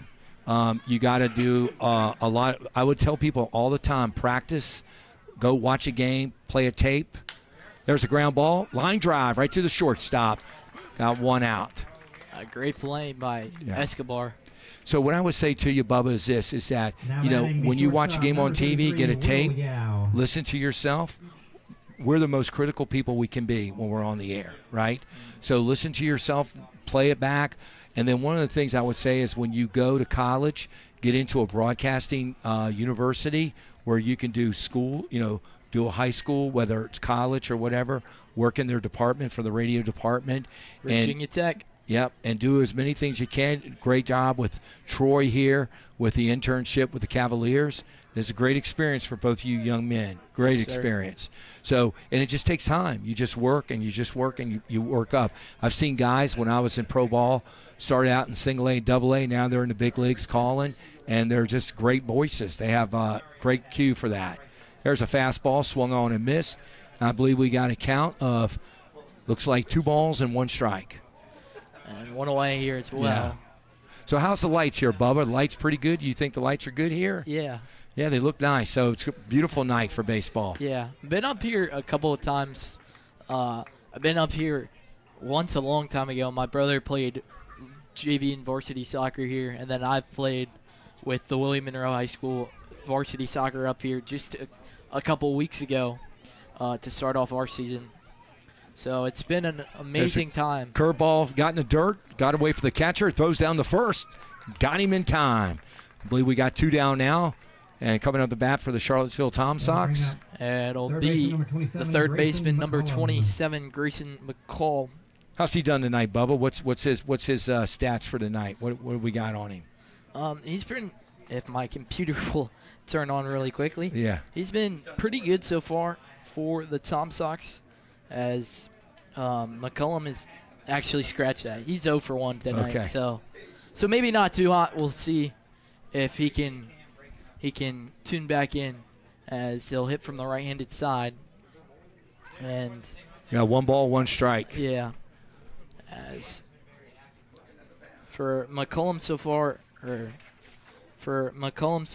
on this side of the start, McCarthy's come in and done a great job so far. as McCullum standing at 6'1", playing for Kennesaw State for the Owls. And how do you think a college kid coming into a wooden bat league might make a difference? Well, it's a big adjustment when you go from aluminum bats to wooden bats. And I know scouts. I know that for me, when I was evaluating players, I always wanted to see the switch from going from aluminum to wooden, because that way you got to see how strong they were on inside pitches, what they could do with, and it's a big difference. It's a huge difference. But a lot of these kids, what people don't realize, when we play travel baseball today is so big. A lot of league, a lot of travel tournaments, all are wooden bats. So it's not that they're not used to swinging wooden bats. Yeah. So a lot of these kids come up through high school, they play in a lot of tournaments, and they use their wooden bats. Yeah, and we've already seen 1 bat snap so far. That one will walk McCullum, so maybe he has tuned back in as a base runner on for the Tom Sox. The first baseman, number 47, Luke Craddock. Going back, the insane frame of pitcher on the mound right now for the Cavaliers and Dylan McCarthy. As imagine being 6'7", the things you could do.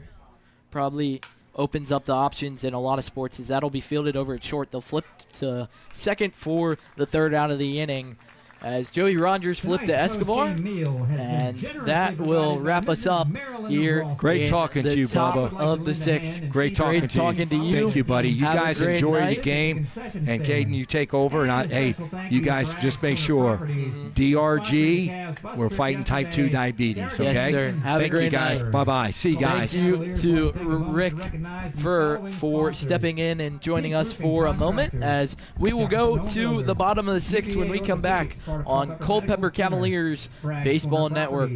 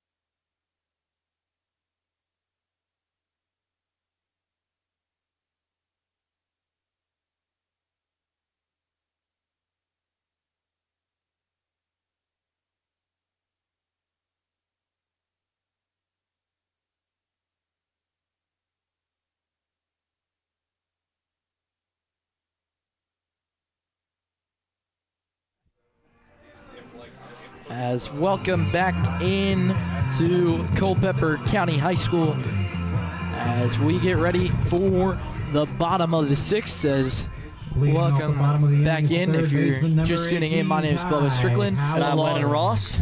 As we get ready and stepping in for the Cavaliers from the left-handed side, it'll be number 18, Ty Powell.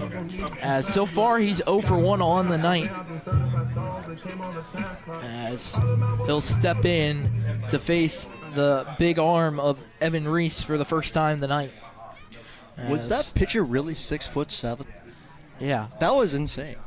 As first pitch breaking ball will miss down low. And how many sports do you think you could go pro in if you were good enough and were also 6'7"? Well, football will be a given.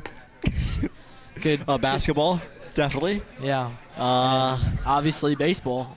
Yeah, baseball for certain. Motorsports industry, probably not, because you'd probably be so big you could probably be too big for the car. As the 2-0 pitch will not catch his own, so 3 and a goose egg. It was really good having Rick up here in the booth and going over Swing for Health. And I think he called me Caden by accident. So. As that one swung on and fouled off. And I think I might have heard that. It's okay. It is Landon, for everyone wondering out there, not Caden. Yeah, as on deck for the Cavaliers, if Evan Reese were to walk the batter here, it will be number 41, Johnny Sutrick, out of UNC Charlotte. As that one will miss, and so Powell will be walked. And walking out now will bring up the center fielder, number 41, Johnny Sutrick. He's 0 for 2 on the night. My favorite, the trickster. Yes, indeed.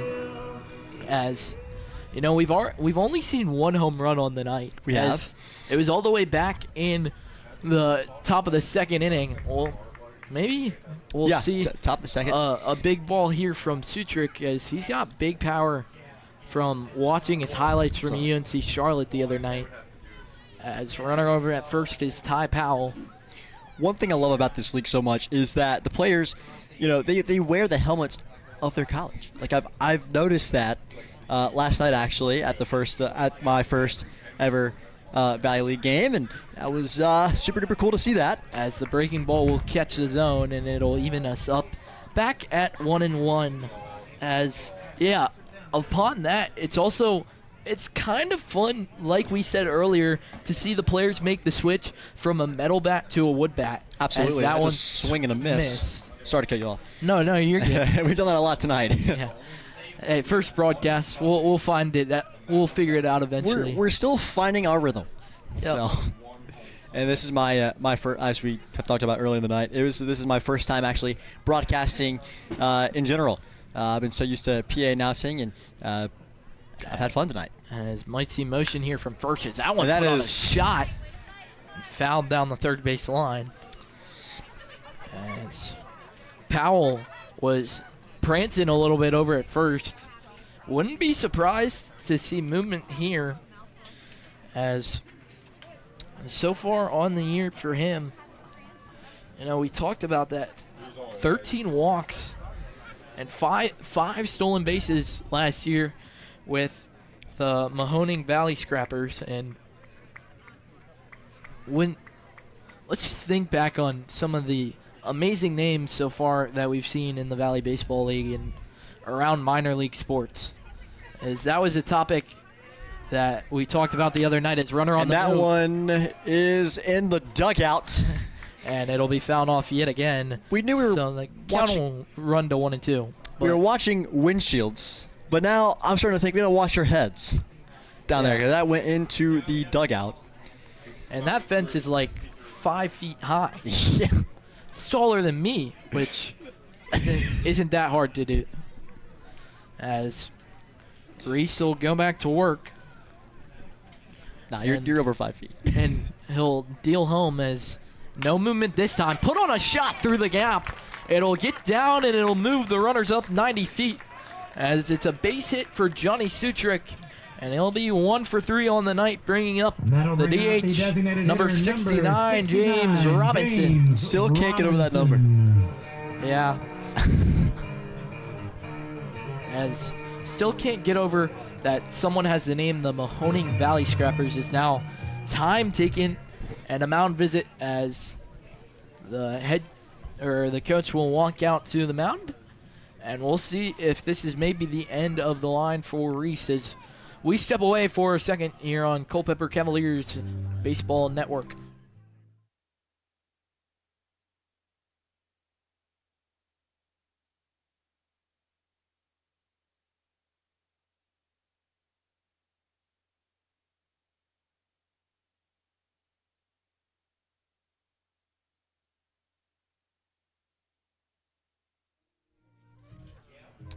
As time will be broken away from, and we will bring it back to the field as for the Charlottesville Tom Sox, for the Culpeper Cavaliers, they're back at home this Wednesday on June 3rd against the Strasburg Express.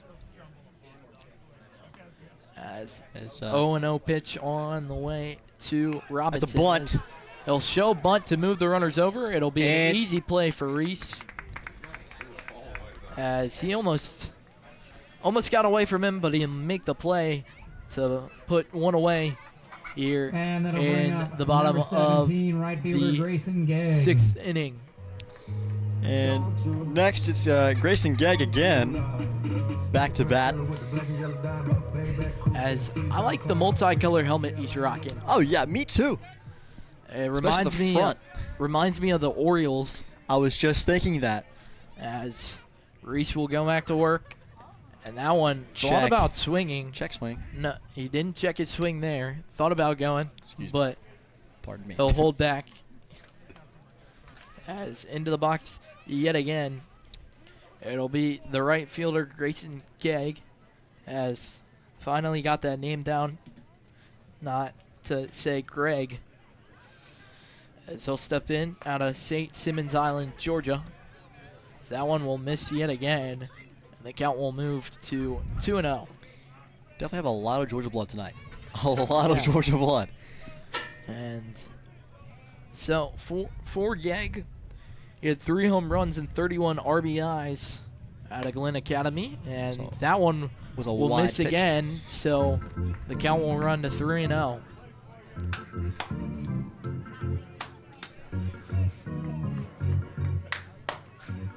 As Gegg will step back in, and the 3-0 pitch on the way, and that one outside, so he'll just toss his bat and everything with it. We're That'll bring up having a little fun up here. miss. Luca Perillo. And that'll bring up Luca Perillo. As he's 0 for 1 on the night, he'll step back in from the right-handed side,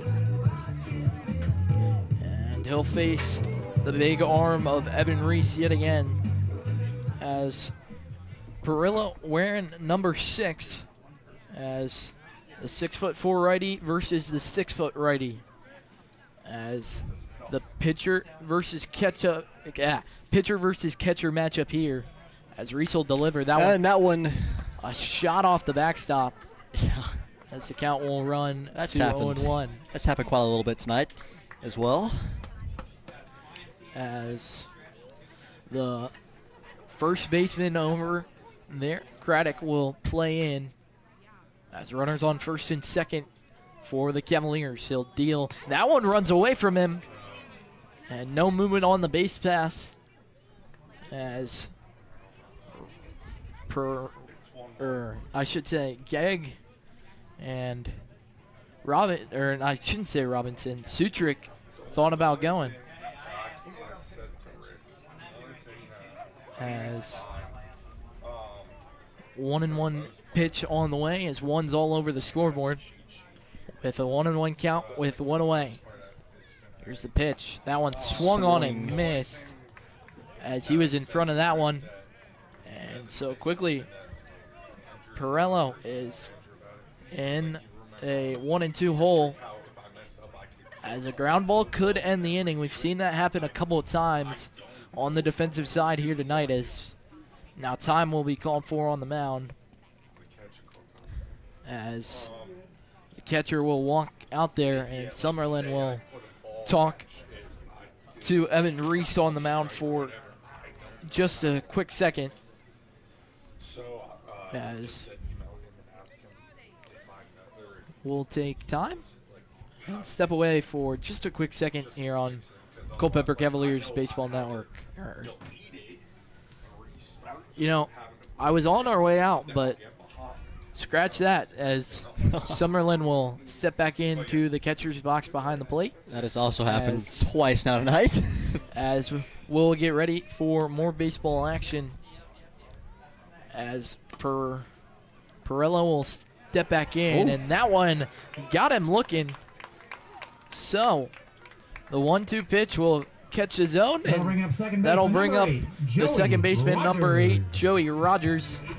He's 0 for 2 on the night, stepping in from the right-hand side, as we'll see if he can notch his first hit of the night and maybe bring one around for the Cavaliers, as still have yet to see much movement, as the first pitch will catch the zone on the breaking ball for strike 1. And so with 2 away, runners on first and second, wouldn't be surprised to see a base hit score 1 here, but maybe with the speed over at first, it could score 2 with maybe Gag able to come around depending on where this ball falls in the ballpark. As 1-1 pitch on the way, and that one popped foul, as to the right. Craddock coming underneath it. He'll make the play, and that will send us to the top of the 7th when we come back. You're listening in on Culpeper Cavaliers Baseball Network, as the kids are out here in the ballpark tonight. Thank you. We'll be back here soon.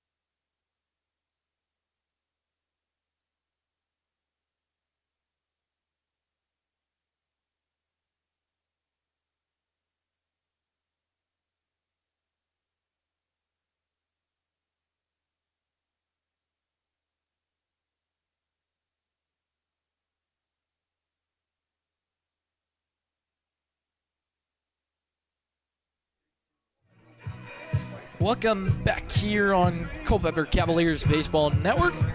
If you're just tuning in, Bubba Strickland alongside Landon Ross here, as we've got a good one going into the top of the 7th, as we welcome you back to Culpeper County High School, as in for the Tom Sox hitting from the right-handed side.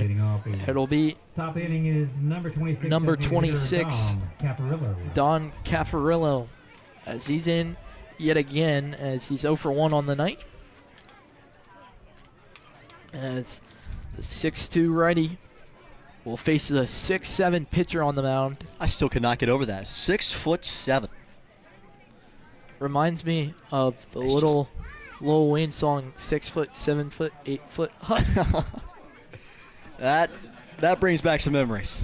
As that one will miss yet again, and the count will run 2-0. As I know my grandmother would love to meet him because she's short and he can do a lot of things for her. Like reach tall cabinets. Yes, there you As go. that one put on a shot, it'll get past the glove on the of ground. Ty Powell. And so, it's a lean-off single for the bat of Don Now Caffarillo. batting the catcher, number 18, Sam. And that'll bring up Samuel Summerlin, who is 0 for 1 on the night, as he'll face the 6'7" righty yet again in the form Now I got that song stuck in my head now. in How the about form that? of Dylan McCarthy, as And that one's fouled off. I was getting ready to say watch out windshields again, but We got the backstop, so We do. got to cover it that time. thank God for those. So the count will run 0-1 in favor of McCarthy on the mound. As Summerlin, the left-handed hitting catcher, is the breaking ball in the dirt, and no movement over at first from Don Caffarillo. As a beautiful night, as the lights coming on finally out and all around actually, as McCarthy will go back to work and deal home, as that one will catch his own in the bottom half, and the count will run to 1-2 in favor of Dylan McCarthy on the mound. As still looking for an early strikeout in this inning, as 1-2 pitch on the way. That one outside. And how many? As so.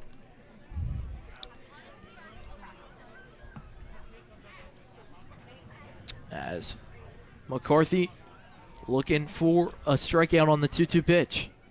And that one will run in the dirt. And so the count will run full.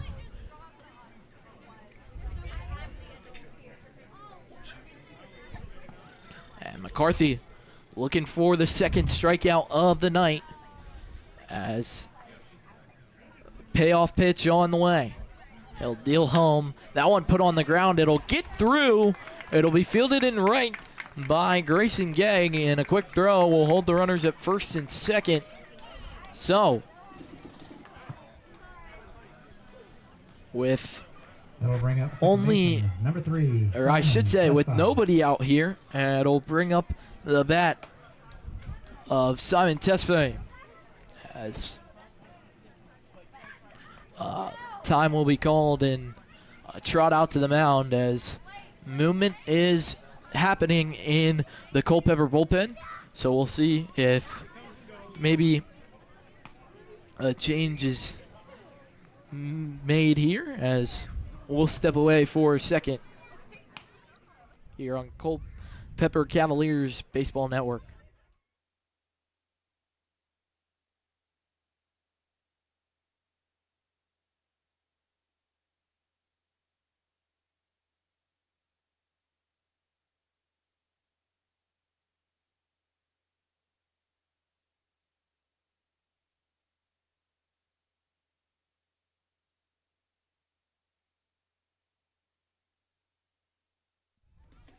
As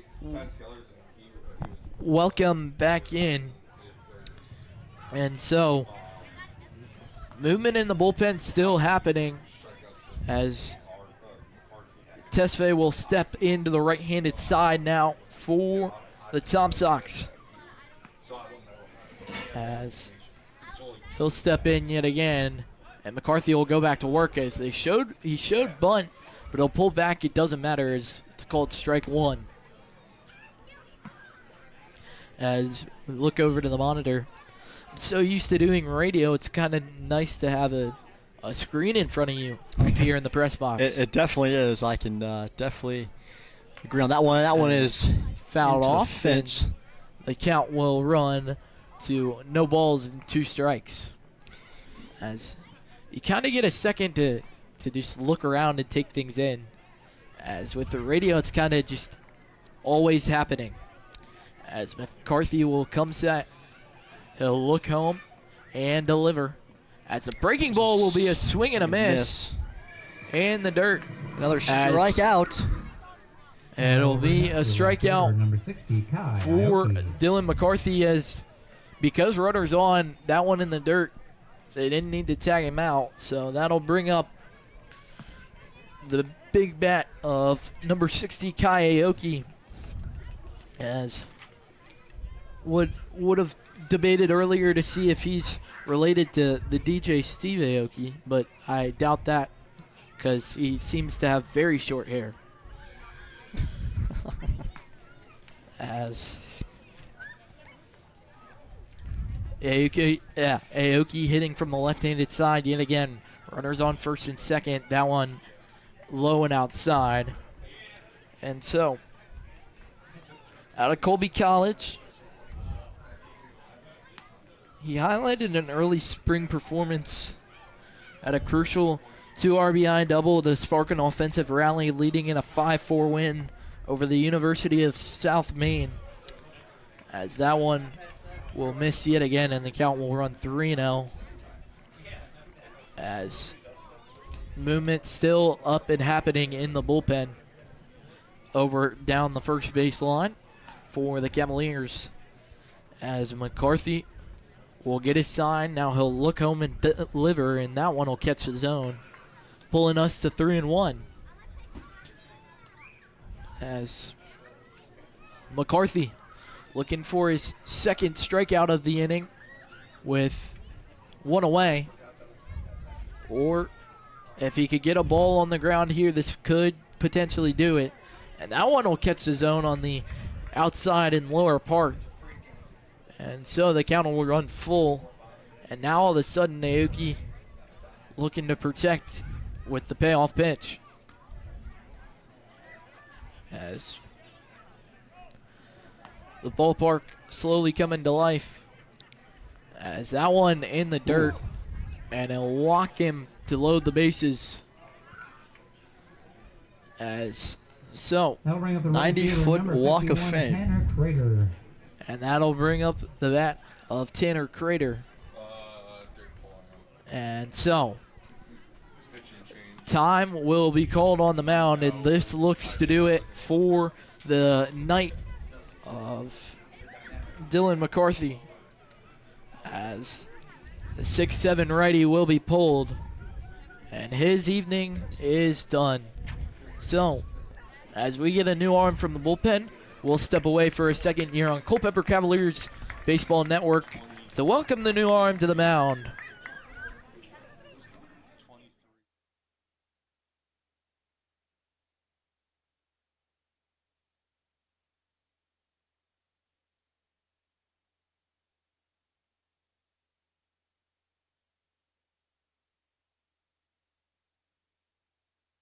For the Cavaliers from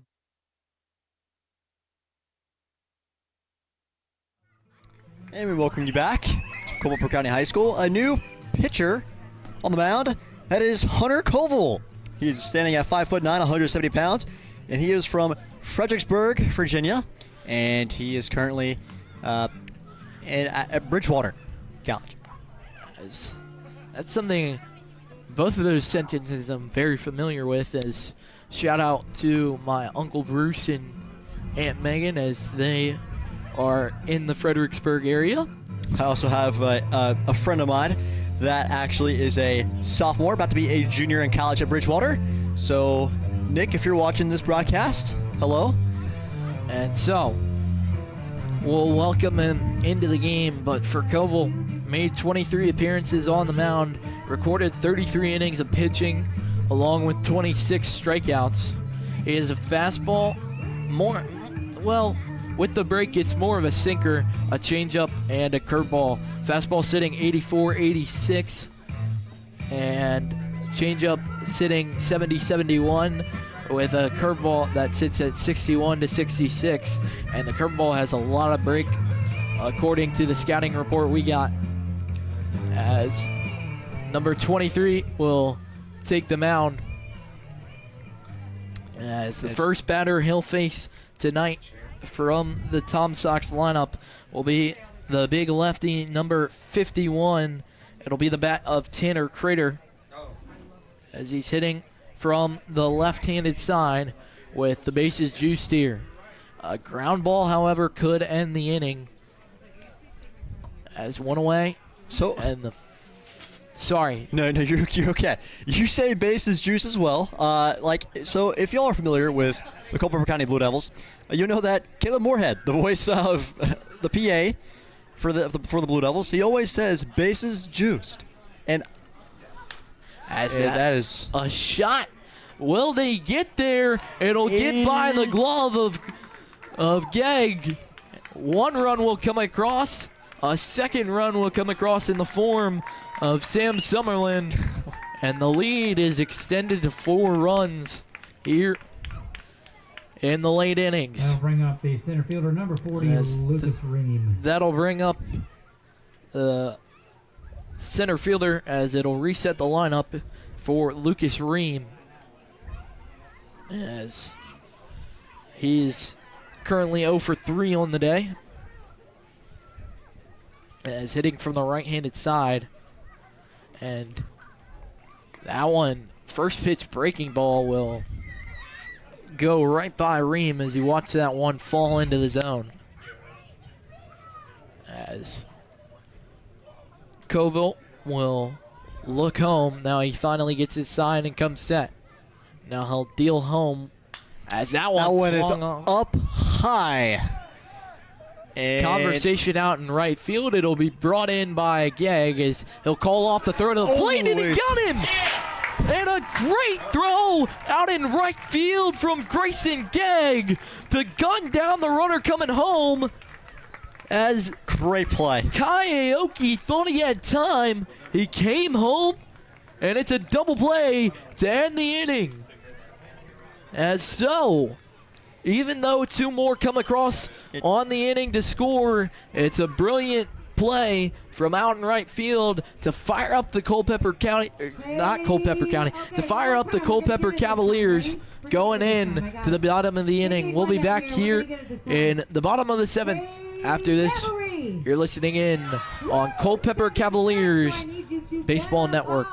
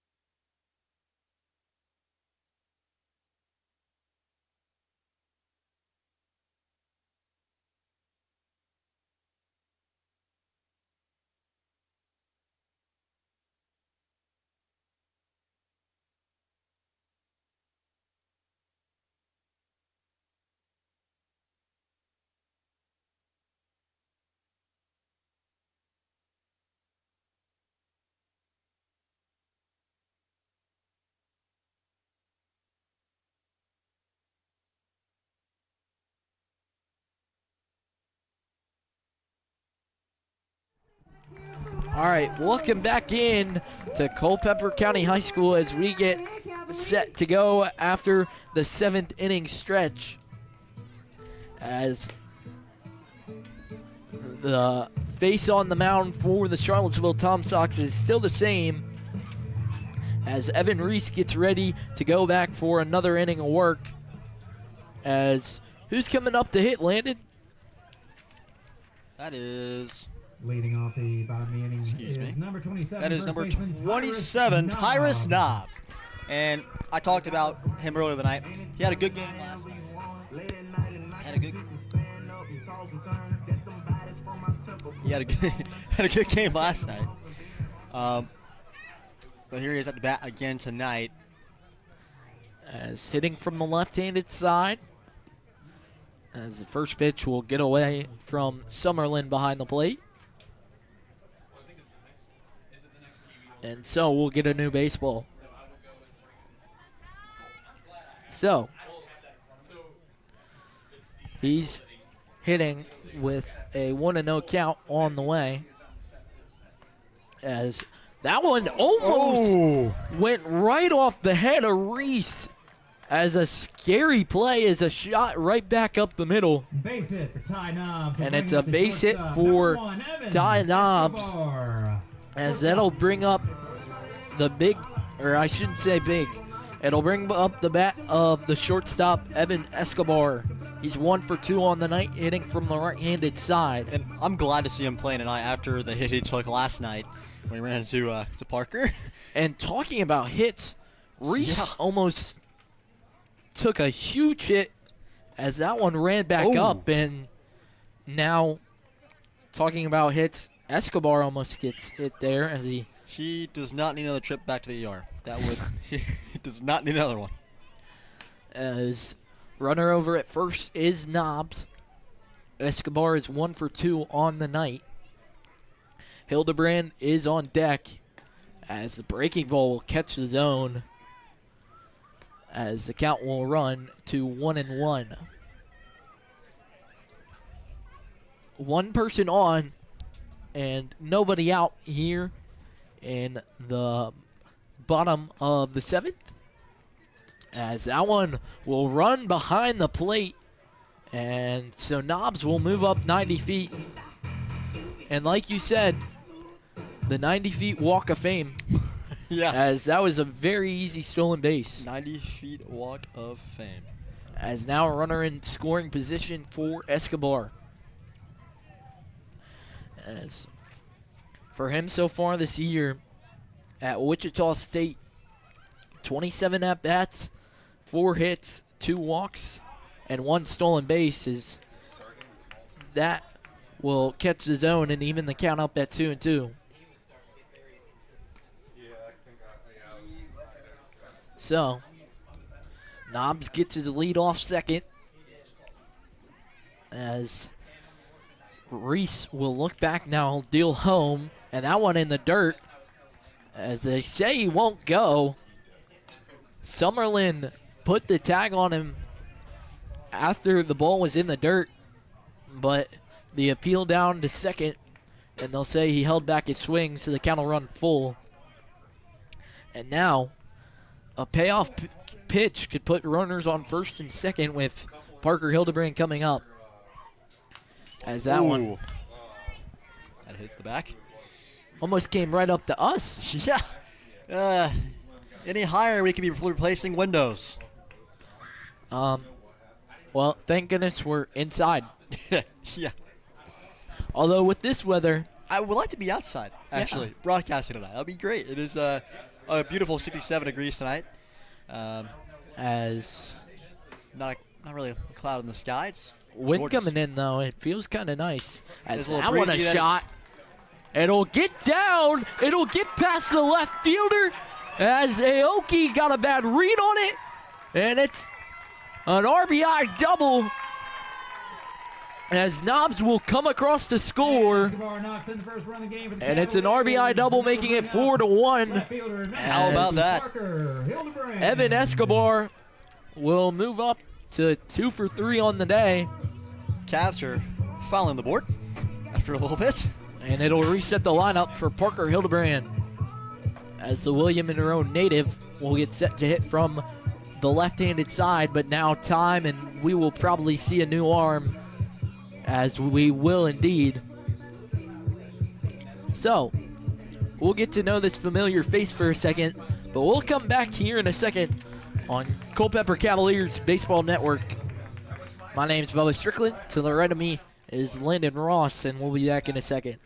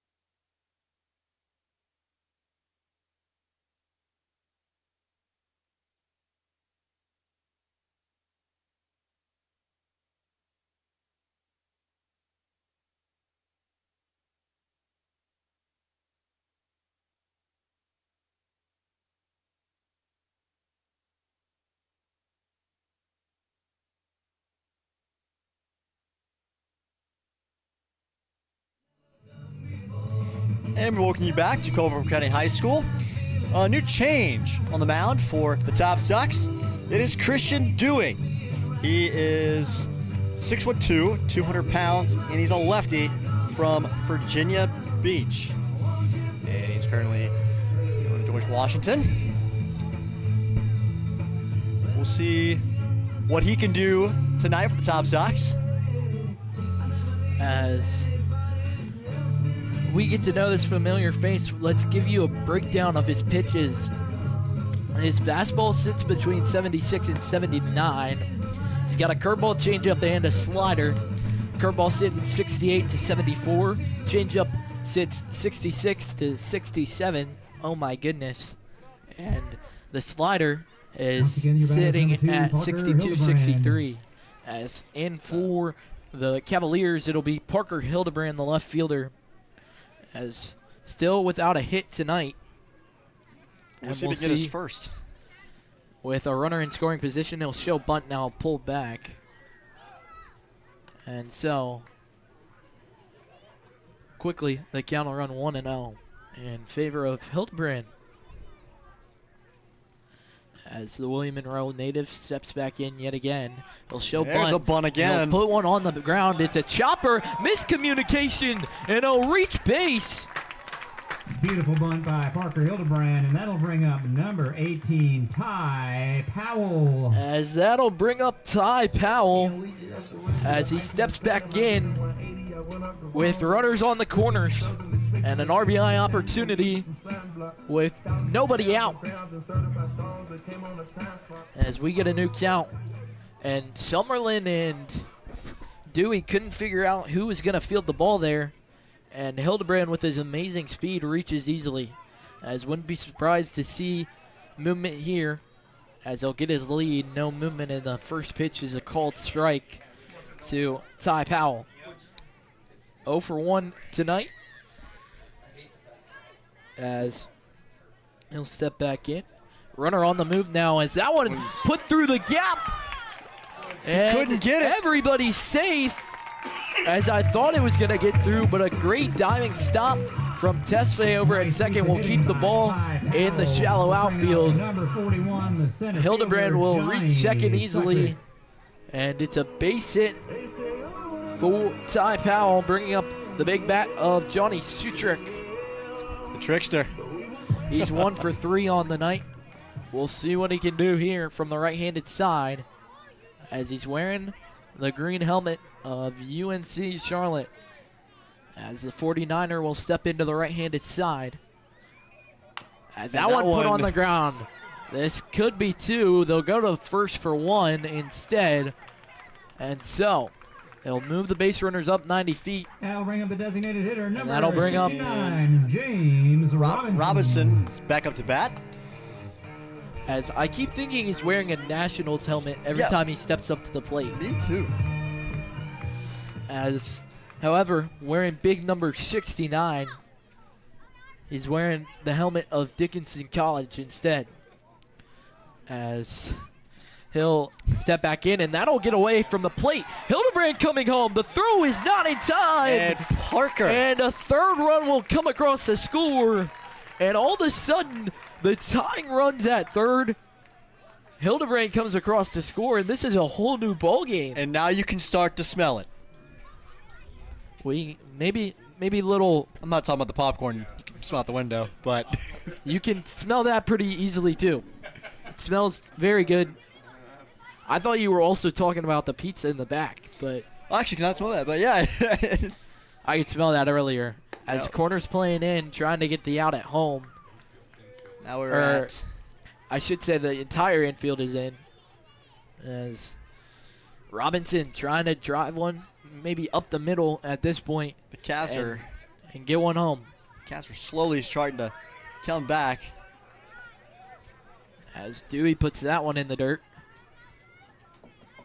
Every time I hear Dewey, I think of Joe Dirt. Huh? I think of Joe Dirt for whatever reason. I always think of the show with the 3 little ducklings and Uncle Scrooge. I can't remember what it's called. And that'll be a walk.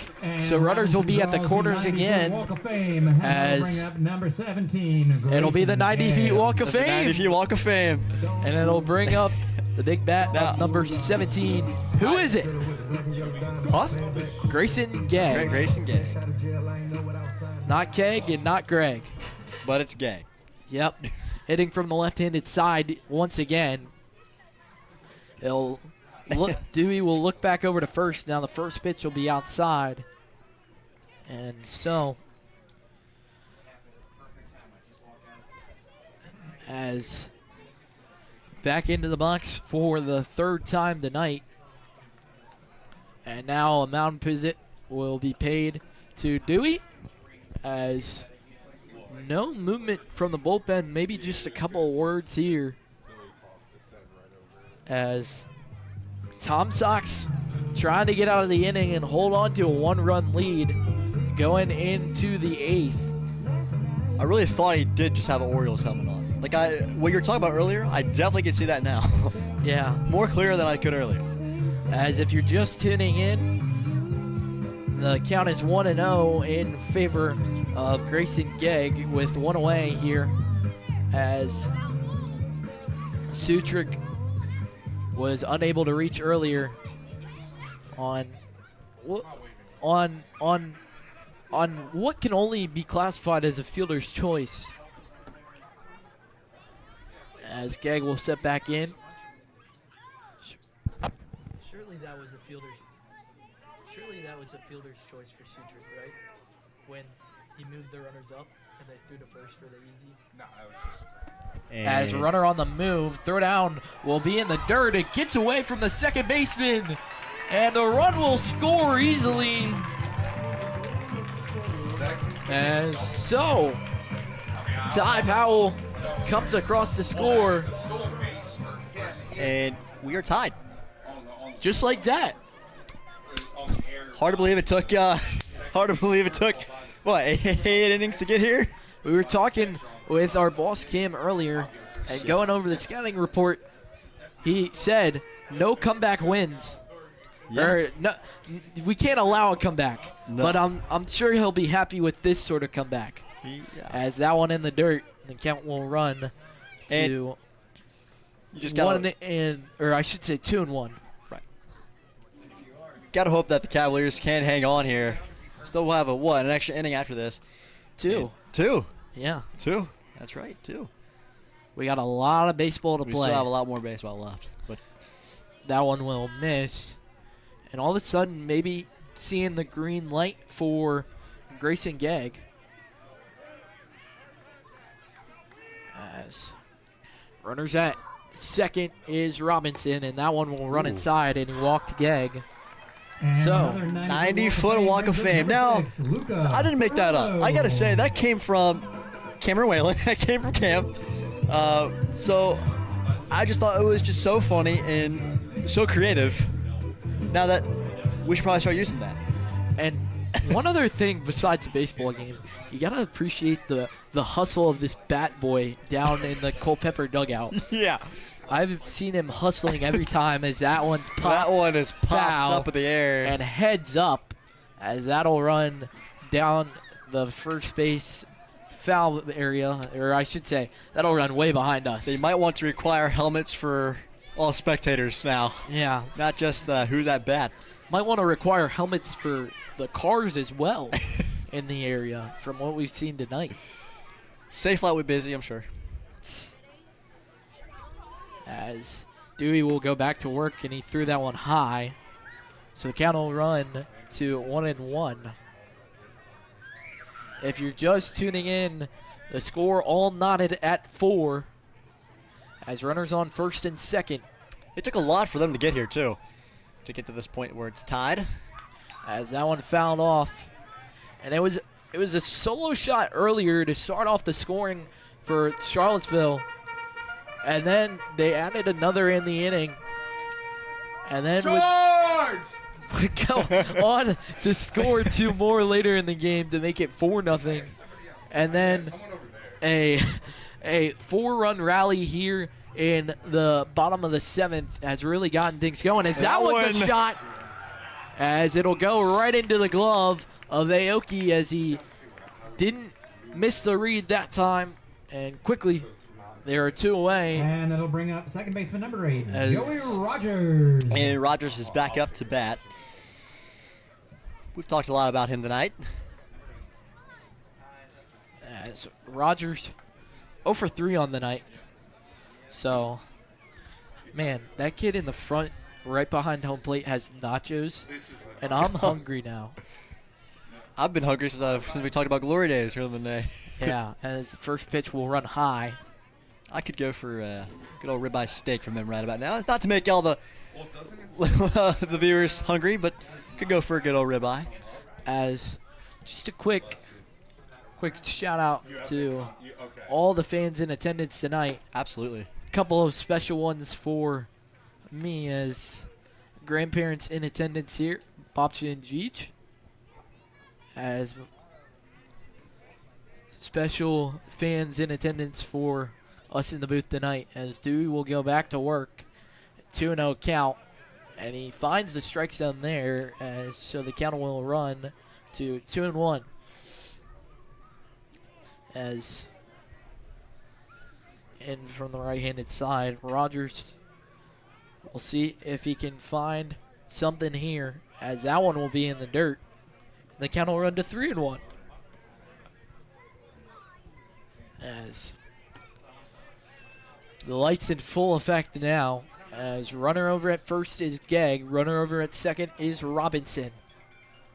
As 3-1 pitch on the way, and that one walked him. So the bases 90-footer are juiced. Yeah. Shout out Kelly Moorhead. As I learned that from him. So bases loaded. As time will be called, and surely this will be the end of the night for Dewey. And indeed it will, as he allows 4 runs to come across here. And so, coming in to replace him as a new arm, and we'll find you all the info of the new face on the mound after this. You're listening in on Culpeper Cavaliers Baseball Network.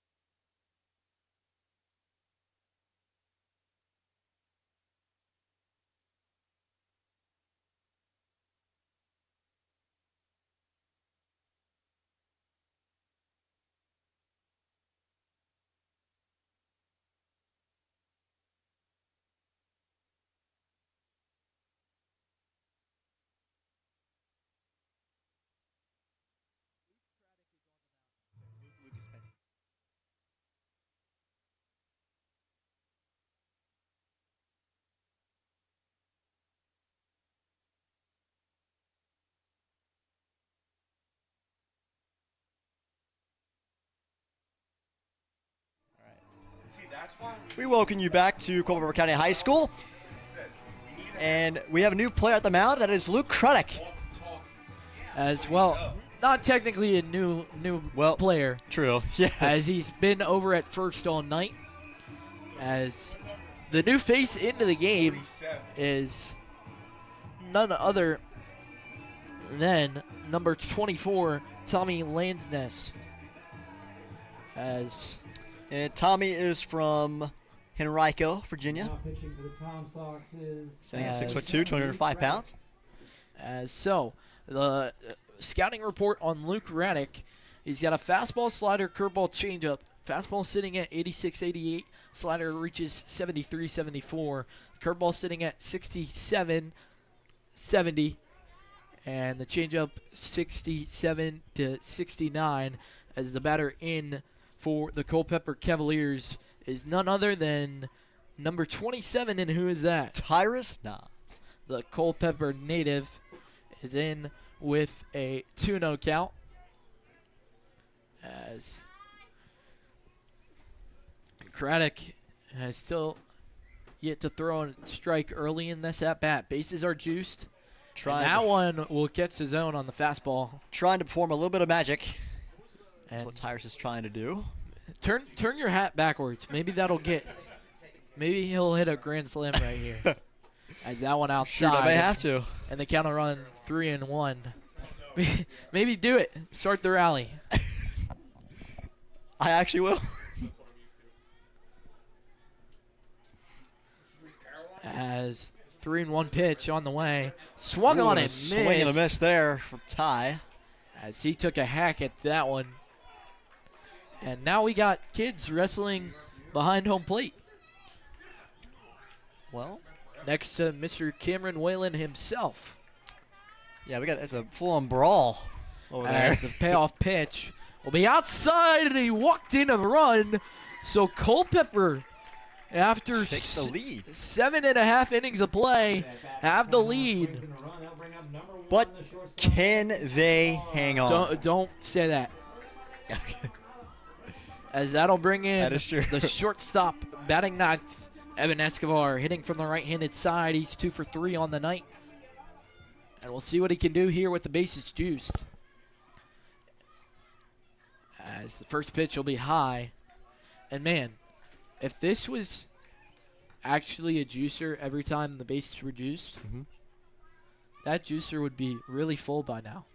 As Parker Hildebrand is on deck. And that one swung on. A shot into left field. Going back is Aoki. And he'll bring it in to strand 3 Culpeper base runners on. However, 5 runs come across to score in the bottom of the 7th inning. We'll come back for the 8th inning of play here from Culpeper County High School after this one. You're listening in and watching in on Culpeper County, not Culpeper County, Culpeper Cavalier Baseball Network. There you go. Winner of the 50-50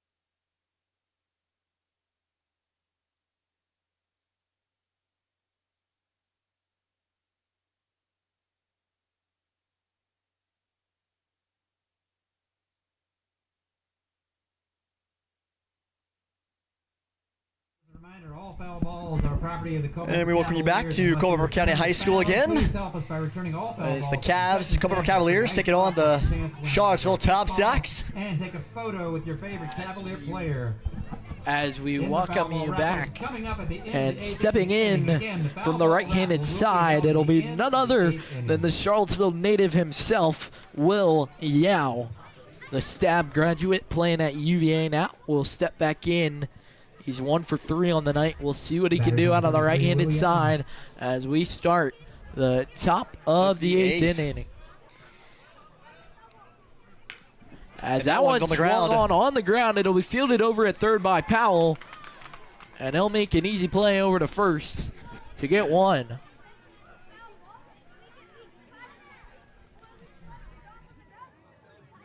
That brings up number 27, Grayson McCullum. As that'll bring in the bat of number 27. That is Grayson McCullum. as he'll hit from the right-handed side. He's 0 for 1, and the first pitch breaking ball from none other than Koval will not catch the zone, I should say, as the count will run 1-0, as Hunter Coville will deal, and boy, Grayson McCullum took a huge jack there and got a piece of that one. So we'll know for sure where As number 24 went into. If he went in for the Well, DH, he should be in the hole. we, as the count 1-1.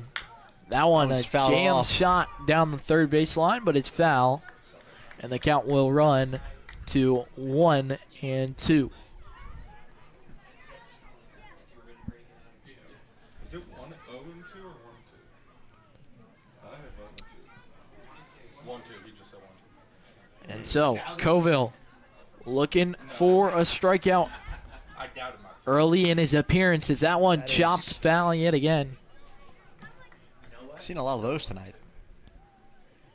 We've seen a lot of everything tonight, Yeah, to it's be been, honest. it's been a little bit of everything tonight. You got walks, you got runs, You got windshields getting smashed. You got kids brawling out. you got, Bats breaking. yeah. You A little bit of peop- everything. Got people almost getting hit by broken bats. As the breaking ball got him looking there.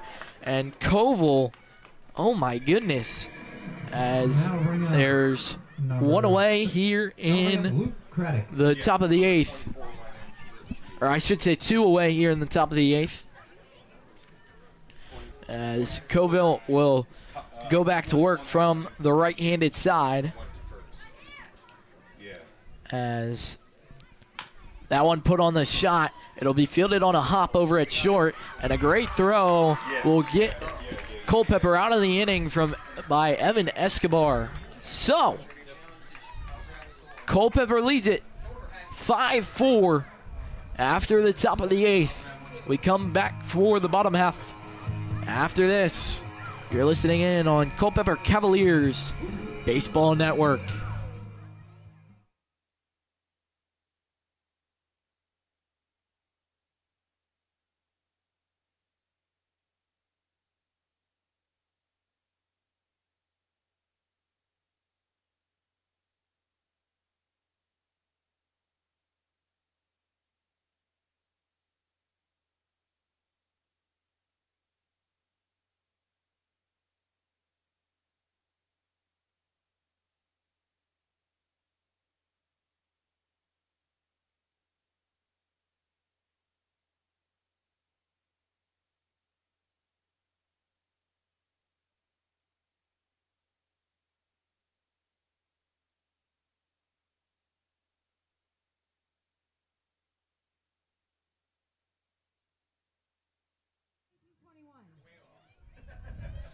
No.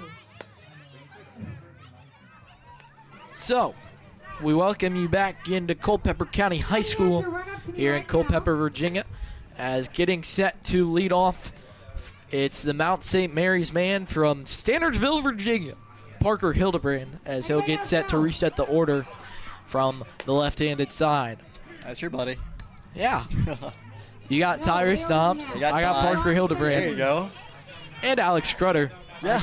Went to Summer's Best 2 weeks with the Lynchburg native, or I should not say Lynchburg native, but the Lynchburg pitcher, as he was our captain for the third term. Shout out Summer's Best 2 weeks. As Parker Hildebrand will get set to step in to the left-handed batter's box.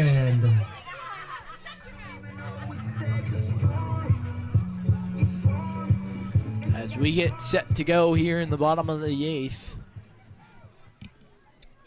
And Again, it is Parker Hildebrand at bat. as now something happening behind the plate, and the umpire will step in and signal this game to commence yet again. As the first pitch on the way to Hildebrand will miss, or I should say will catch his own, and the count will run 0-1. That is As that one put on a ground. shot, it'll get through. To the left side. And the 0-1 pitch taken back base through the hit by gap Little Brand will between bring up shortstop number and 18, the third Ty baseman. Powell. Ty Powell is back at bat. So, number 18. As this walk-up song certainly gets me grooving. As he'll get set from the left-handed side. I'm not sure what you're listening to. I'm just kidding. As That one is hit. a chopper up the middle, could be two. They flipped to second for one, but Powell's in there safely, so they'll just get Hildebrand over And at brings up second. number 41, Johnny Sutrick.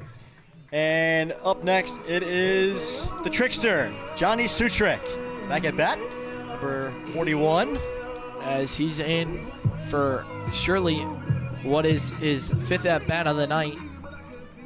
As he'll step back in as he's And comes 1 the for pitch. 4 on the night. The first pitch to him will not catch his own.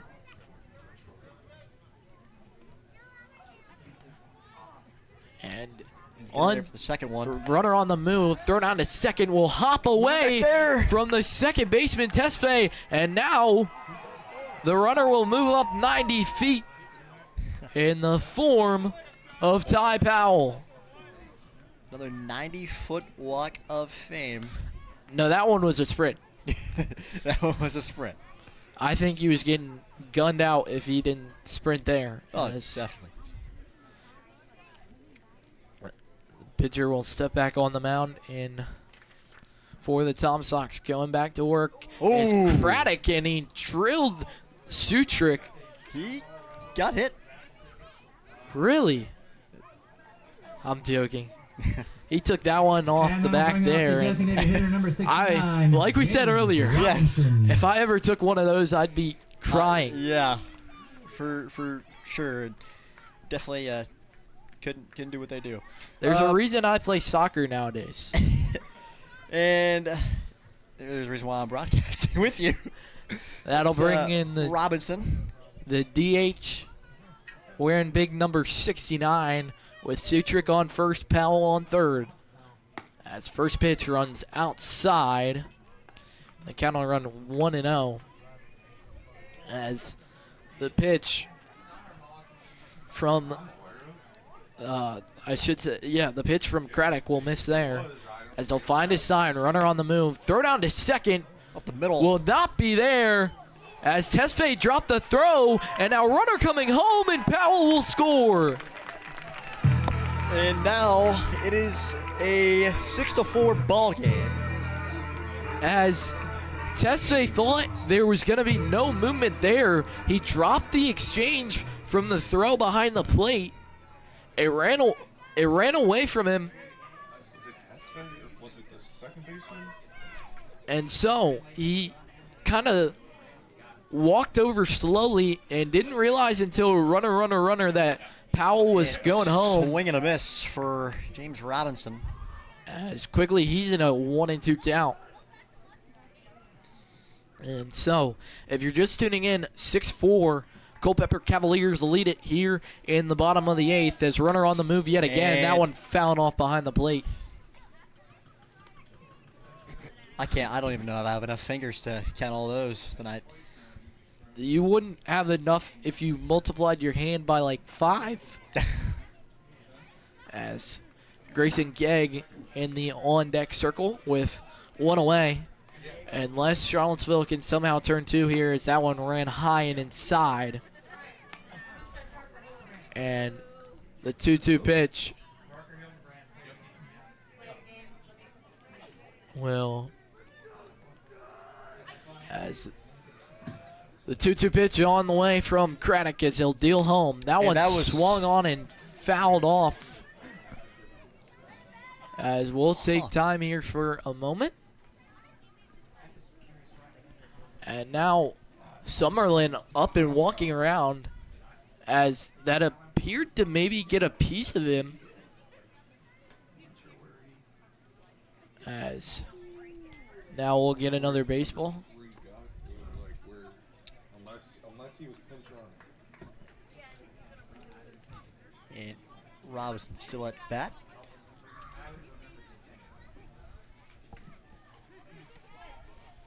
As Robinson in a 2-2 count.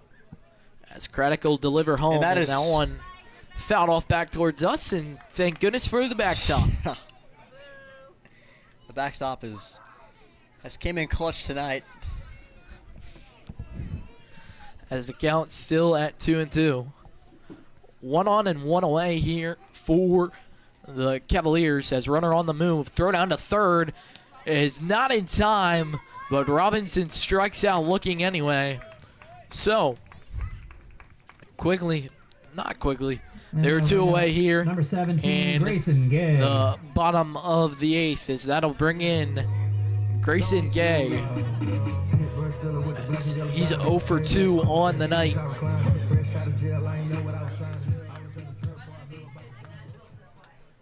As Hill gets set from the left-handed side. As the first pitch is outside as fastball appeared to miss. Runner over at third is Sutrick. Base hit would easily score him. As that one is swung on. This has a shot to leave the yard, and it will get out. Sorry, it appeared to leave the yard. It won't, as it was brought out in right field by Ream. So, as we go to the top of the 9th, the person with the winning ticket will receive Culpeper still leads at 6-4 here with 3 outs remaining in the night for Charlottesville. Unless they can find some magic here, as you're listening in on Culpeper Cavaliers Radio Network.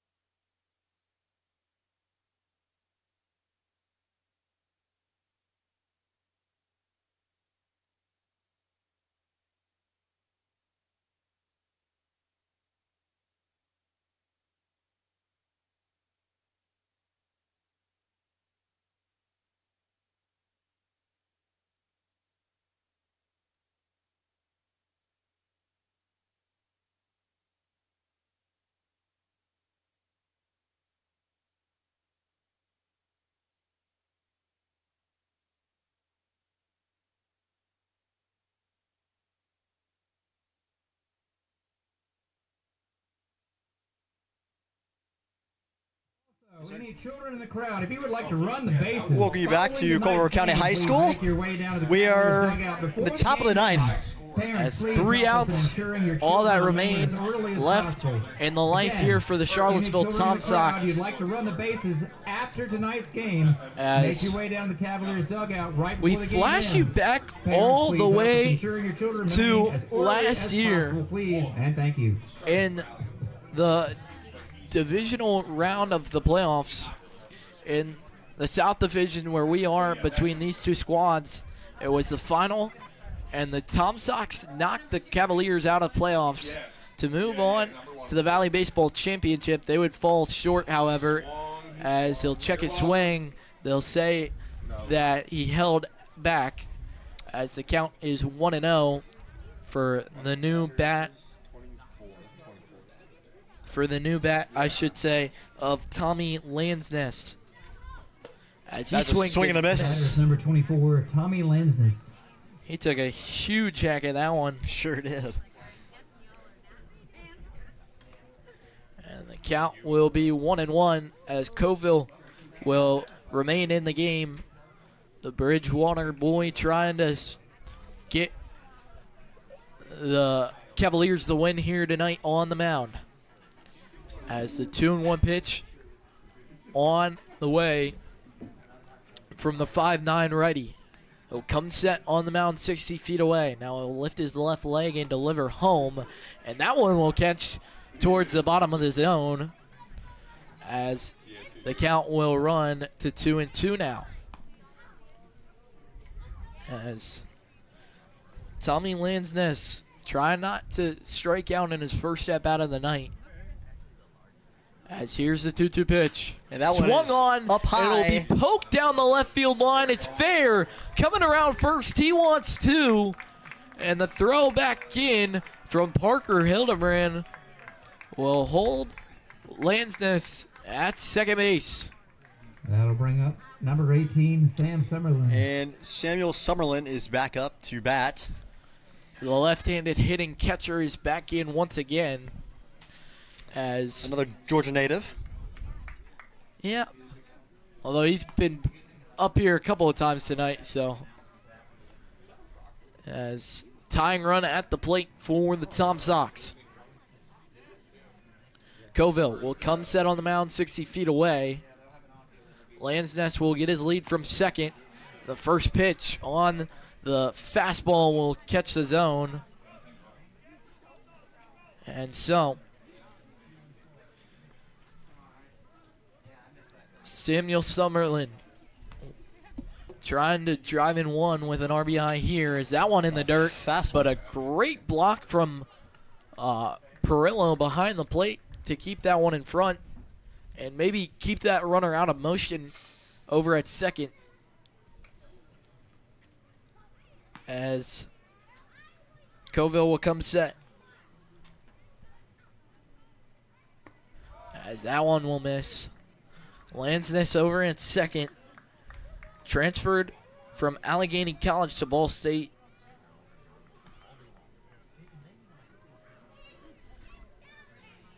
As Here comes Summerlin, the pitch. three-time GIAA All-State selection. As that one will miss and the count will run to 3-1. Played at Westwood School. He was the 2025 GIAA Single A Player of the Year. As that one will miss. And it is a no-out walk to Samuel Summerlin, which will bring up Simon Tesfaye, the second baseman, heading from the right-handed side, and now a walk out to the mound. As there's movement in the bullpen. Parker Hildebrand. So Hildebrand's at second. As so, time still on the mound, so we'll step away here on Culpeper Cavaliers Baseball Network.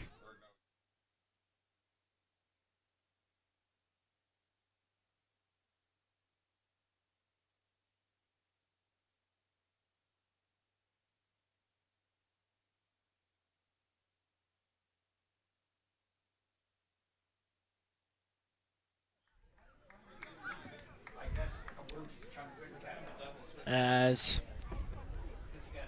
We welcome you back to Culpeper County High School. the Cavaliers trying to close this one out. And correction for the out recorded earlier in the inning, or I should say, Zach came out and said as a new player into the game for the Culpeper Cavaliers in left field, as Parker Hildebrand moved over to second base. It'll be Connor Moss. And Connor Moss is standing at 6 foot, As they'll show 165. bunt, as both runners look to be on the move, but he'll pull back at the last second. However, it's still strike one. And Connor is standing at 6 foot and 165 pounds, and he's another Culpeper native. So it's always cool to see some Culpeper alumni. Hometown heroes. Absolutely. It's 1-1 pitch on the way from Coville. He'll lift his left leg and That's fire. a bunt. They'll show bunt, and they'll flip to first for one, as Hildebrand was covering over at first base. And now there's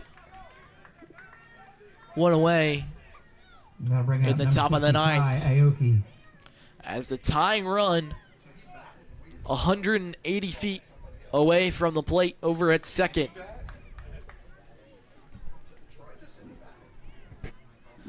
as into the game from the left-handed side for the Charlottesville Tom Sox.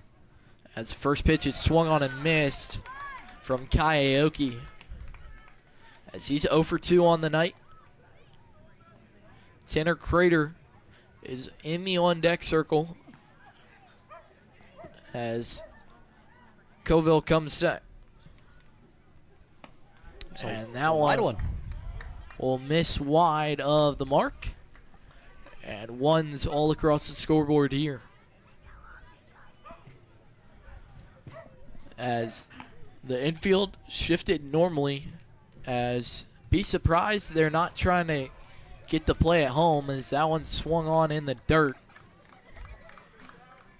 As a good play from behind home plate, as Perello will keep that one close.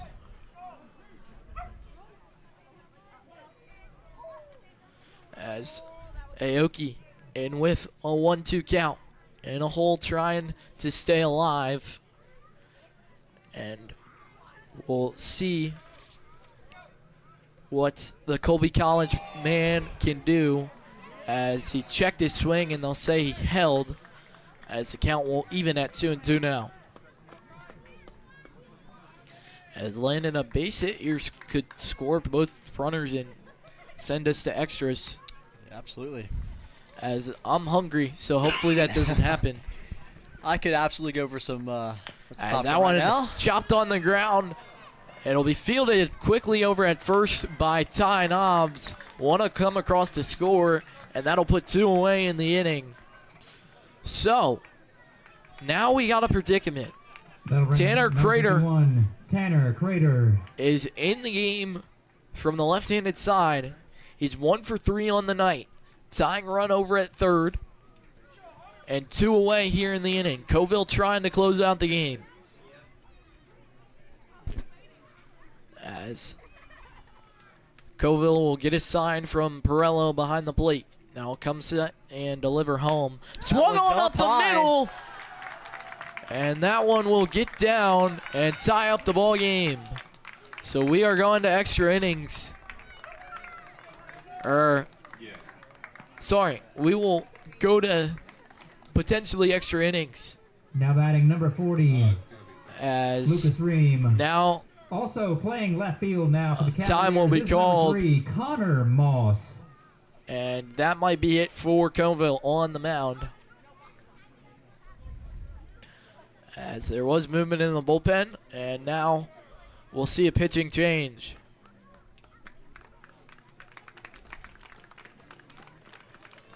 As we'll step away for a second.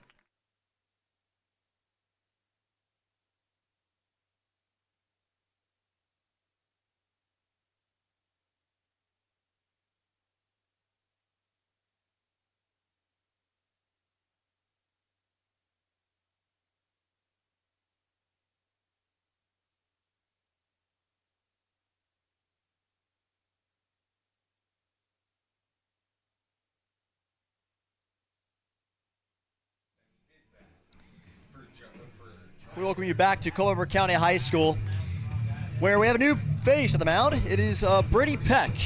He is from Marshall, Virginia, and he is standing at 6'3", 210 pounds, and he's a righty-righty. So he's a new player at the mound, and that is Brady Peck. He's from Patrick Henry College. He's ranked by Perfect Game as the number 18 right-handed pitcher in the state of Virginia for the class of 2024. He had early collegiate stints at Gardner-Webb and the University of Maryland. And he's a late inning reliever. He's got a fastball 88 to 91, topping out at sometimes at 92. And he's got a slider and a changeup. Slider sitting at 76, 78. His primary off-speed. And his changeup 80 to 82, and he throws it out of the same look as his fastball. So we'll see if he can disrupt some hitters with that timing. As the batter in for the Tom Sox, it'll be from the right-handed side. And it'll be the bat of number 47, Luke Craddock, who's on the mound right now for the Tom Sox. Runner over at first, as that one down low and away, as the count will run to 1-0 here with 2 away in the top of the 9th. As runner over at first is Tanner Crater. As that one in the dirt. And the count will run to 2-0 now.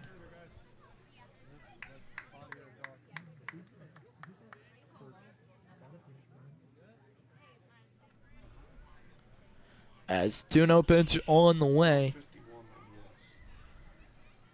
And that one will miss yet again. So the count to 3-0. If it's not 51, then yes, there's a pitch wrong. I can't see. As runner over at first for the Tom Sox. As Peck not trying to make it 2, and that fastball will catch the zone, making it 3-1.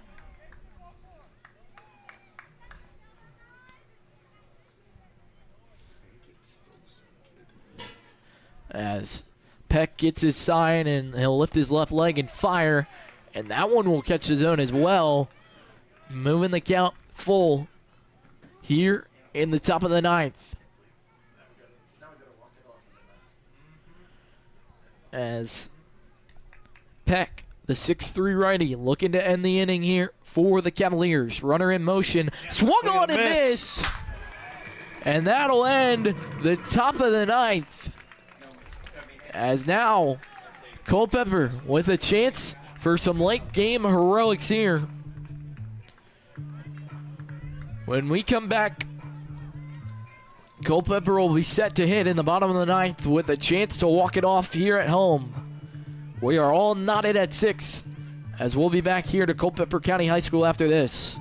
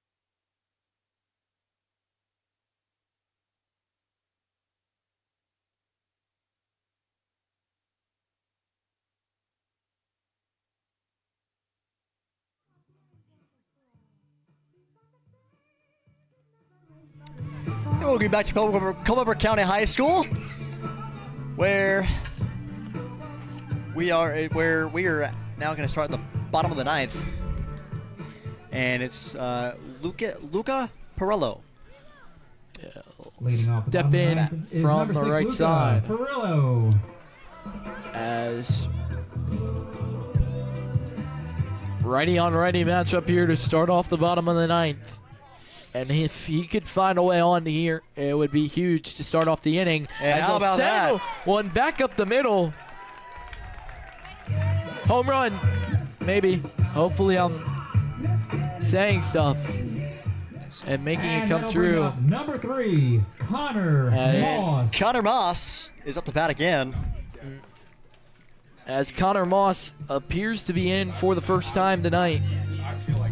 As the 6-foot outfielder from Culpeper, Virginia, at William Peace.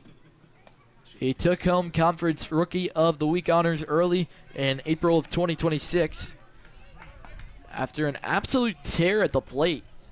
Listen to this, batting .563 with 6 runs, 3 RBIs, and 4 stolen bases over a week. As he'll show a bunt He'll put That's it in gonna the be air. fouled. Foul. As we'll get a new baseball. And the count will even at 1-1. And maybe wouldn't be surprised to see the runner, or not Rogers, as put on the ground, and they'll flip to one for the easy out. So, Connor Moss is put out on the sack bunt, Nice sack bunt by Connor Moss brings up number 27. which will Tyrus move Knobs. Perello over to second. And that is Tyrus Knobs back up to bat.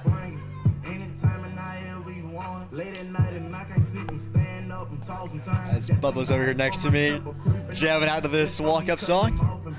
As the catcher Summerlin will walk out to the mound, maybe say a couple of words to the pitcher Craddock. Still not sure about that walk-up song. I know that you're into it. I liked it. It's could get the fans going. It could. And so Noms will be back in from the left-handed side, as he'll hit yet again. His first pitch is outside and will miss for ball one. Nobbs is in once again, and so far tonight it's been pretty good for the Cavaliers.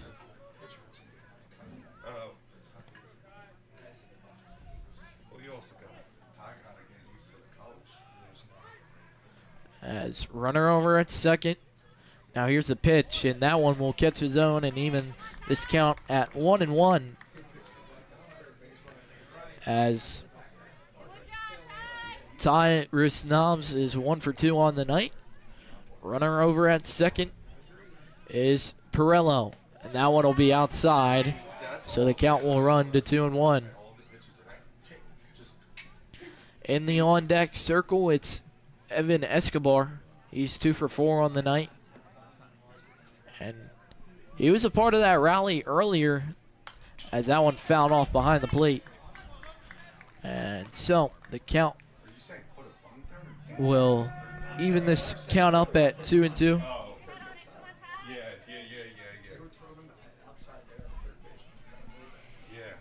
As Knobs will step back in, holding the knob of the bat. Now here's the pitch. That one will be on the corner, and it got him looking. And that is Evan Escobar. Number 1, Back at the Evan bat. Escobar. Knobs goes down looking, making their 2 away here in the bottom of the ninth. However, a base hit, which is what Escobar's been able to do pretty good so far tonight, could score the winning runner. And that one's up high, and That hit off the top of the press box. yeah, it did. And thank goodness there's a roof over our heads, because otherwise we would have been cooked. We would be required to wear helmets if that happened. Nah, I think it's just every man for themselves if that's the case. Here's the 0-1 pitch to Escobar. That one will be high, and the count will run to 1-1. As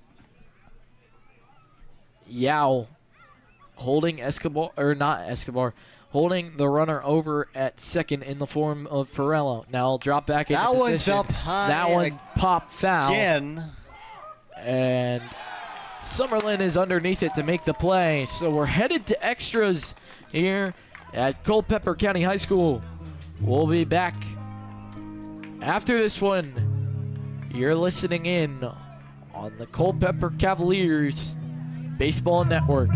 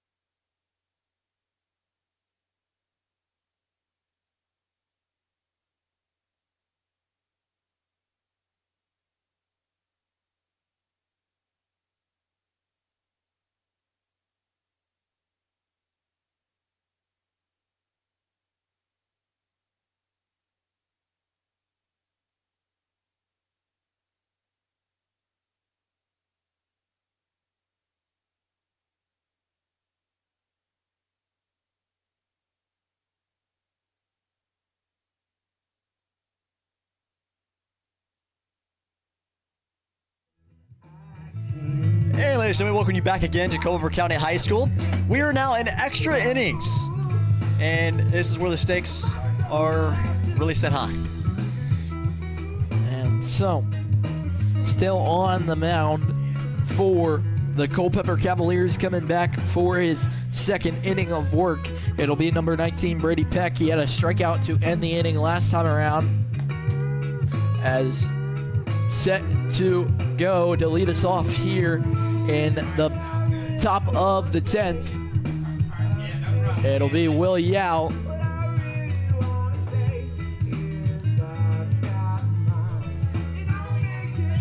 As now the umpire talking to both coaches. And so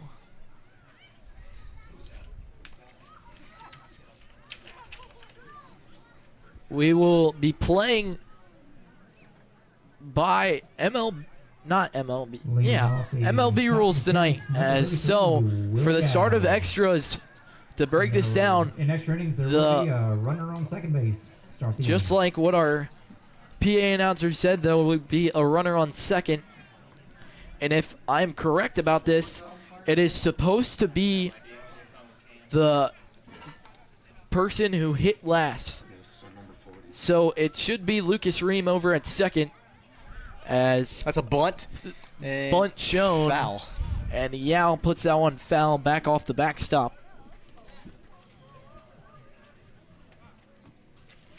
As Will Yao is 1 for 4 on the night. Lucas Ream over at second. As now time taken for, as third base coach will come over and talk to Yao. The 6'1" shortstop showed off nationally for his elite 6.15 60-yard dash. Averaged 370 bunt. as bunt put on the Towards ground. the middle. And it's an easy throw over to first for Peck, which will move the runner up 90 feet in the form of Lucas Ream. Feel They'll like bring up number 27, Grayson McCollum. And Grayson McCollum is now at bat for the Tom Sox. and anything deep as the infield playing in here for Cavaliers, trying to make the play at home. Anything deep here could most likely drive in the run, although we saw the game-changing double play earlier from out in right field by Grayson Gegg, where he caught the fly ball and absolutely hosed the runner coming home to get the double play to end the inning. As that one put on a hop, Low hit. they'll throw home, and he's going to be safe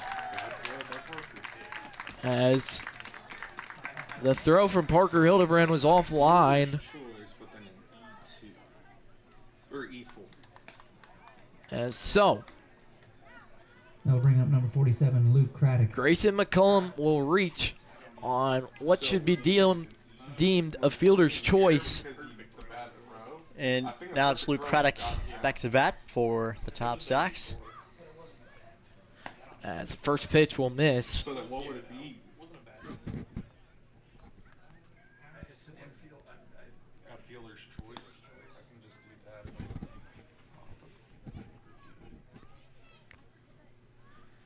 that. As the 1-0 pitch on the way from Peck.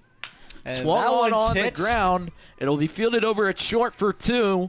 Throw over to first, got away from Tyrus Knobs. However, they get the lead runner as Escobar fielded it over at short. He threw to Parker Hildebrand for 1.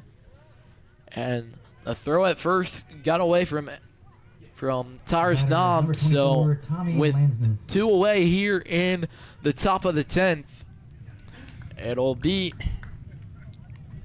the new bat of Tommy Lansness, as he's 1 for 1 on the night, and Peck's first pitch will be outside. I'm tied. Yeah, that drop. Yeah.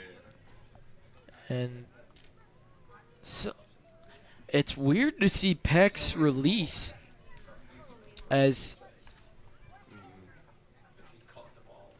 he comes over the top pretty much as they check back over to first, and they almost got the runner there. The first pitch, I think, was a ball strike. Or, that was a ball, I think. I think this one up. I think that was the first pitch. 2-0. 2-0? Who's on first? Craddock. As Craddock almost got picked off over at first, as a great throw from Perello behind the plate to check back over, but he was in there safely as the 2-0 pitch is in there for a called strike, and the count will run 2-1. As Craddock gets his lead off first. Peck will deliver, and that one will catch the zone as well. So the count will run 2-2 now, as 2's all over the scoreboard with a 2-2 count and 2 away here in the inning. As Peck trying to find the strikeout that would end the top of the 10th for the Cavaliers. As swung on and missed, and he indeed finds yet another strikeout on the night. So, He's been racking those up. not really. Well, I guess he's had a couple, but Culpeper trails 7-6 here as Peck gets a strikeout to end the inning. 7-6, Charlottesville leads it here as we go to the bottom of the 10th. Last life here for the Culpeper Cavaliers as they start with a runner on second. We'll be back after this. New arm into the game for Charlottesville when we come back on Culpeper Cavaliers Baseball Network.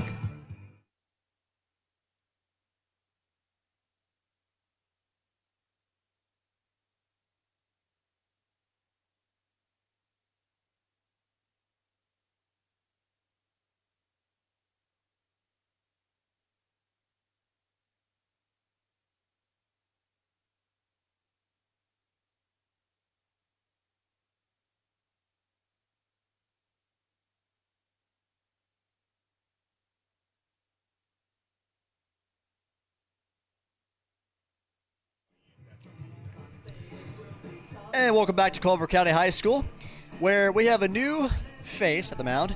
That is number 59 of Benjamin Cardone, standing at 5'9", 185 pounds. He is from Bristow, Virginia, and he's currently attending VMI. As a true freshman, he's adapting to the SoCon Conference. Cardone split time between catching, pinch hitting, and filling the designated hitter slot, as he played 21 games so far, 10 hits, 1 home run, which was a monster solo shot to deep left field against UNC Greensboro, and he has 4 RBIs so far on the year with a 340 OBP. As set to lead it off for the Culpeper Cavaliers to start off the bottom of the 10th, it'll be Parker Hildebrand. As he'll start it off, the runner on second will be Evan Escobar. As with speed on second, a base hit or a bunt here could advance the runner and maybe allow him to come across and score. As Hildebrand 2 for 5 on the night. As they'll check back over to second, he's in there safely. As Hildebrand most likely showing bunt here as he started to do so before Cardone turned and checked on the runner at second. As, boy, with the past weather that we've had so far the past couple of weeks, couldn't get much better than this. Ooh. As the ball got away from the catcher behind the plate. Summerlin won't throw down to third. And now all of a sudden the tying run moves up 90 feet. And Evan Escobar is a base hit away from scoring. As now the entire infield playing in. Escobar 90 feet away from home. Cardone deals, and that one will be high, sending the count to 2-0. As Hildebrand with elite speed on the base pass, so something on the ground would allow him to score. As that one high, and it runs away from Summerlin behind the plate. As it bounces off the backstop, no movement on the base pass though, but the count will run to 3-0. As Hildebrand could get on with a 4-pitch walk here if Cardone can't find the strike zone. And he misses there. And Hildebrand is on. So runners at the corners, bringing in Ty Powell. And now time on the mound. Well, are they switching, or are they? I think they're figuring out what they're gonna do with the first and third. Because Parker's gonna go, As but he's also the winner. time called here on the mound, so we'll step away here or we won't even have to step away and say break away. Maybe trying to figure out what to do here with runners at the corners. Game-winning run in the form of Parker Hildebrand on first base, but wouldn't be surprised if we see movement here over in first. Would you be surprised to see Parker Hildebrand steal here? No. As Powell in, first pitch on the way. And that Swung one's on, up high. A deep shot! Left field going back. It'll bounce, or it'll drop in. One run will come across to score, and the winning run is 90 feet away. 7 As Aoki was going back towards the warning track, he looked up and dropped that one. And now who's in to the right-handed batter's box? That is. I hate that I have to put it in. I have to put it in earn or honor. It's none other yeah. than your man. Oh, yeah. The trickster. Sorry about that. Number 41, Johnny Sutrick, could win the game right here. Absolutely, he could. As Parker Hildebrand will get his lead off third. The trickster! Trying to do the trash! Will this Up leave high! the yard? It leaves the yard! Unbelievable! A walk-off The trickster! three-run home run! Unbelievable! Kiss that ball goodnight! See you, baseball! And this game is over! And we gotta say it. The 4 years that the Cavaliers have been around, they have never won a home opener until tonight. History has been made. History! Crunner grabs the Gatorade. Everybody is getting a shower tonight. I knew that nickname had power to it. The trickster. Comes in clutch. Bringing and the it's a tricks. 3-run shot to end the game here tonight. As the Culpeper Cavaliers win it in walk-off fashion, 10-7, as the boys rally over to first base. It's a 10-7 win. It'll push the Charlottesville Tom Sox to 0-2. It'll push the Culpeper Cavaliers to 1-1. And with that one, after this one, the Cavaliers will go on the road tomorrow to play a 6 p.m. game against the Front Royal Cardinals. And after that, our next broadcast will be back here at home on Wednesday, June 3rd at 6:30 p.m. against the Strasburg Express. And so, for the Charlottesville Tom Sox, they'll be pushed to 0-2 with a loss here tonight, as they'll be home tomorrow against the Woodstock River Bandits. And then on the 1st, they'll play an expedition against the Yorktown Coconuts at home as well. And then on Wednesday, June 3rd, they'll travel to play the Purcellville Cannons on the road at 7 p.m. So, it's been an amazing night.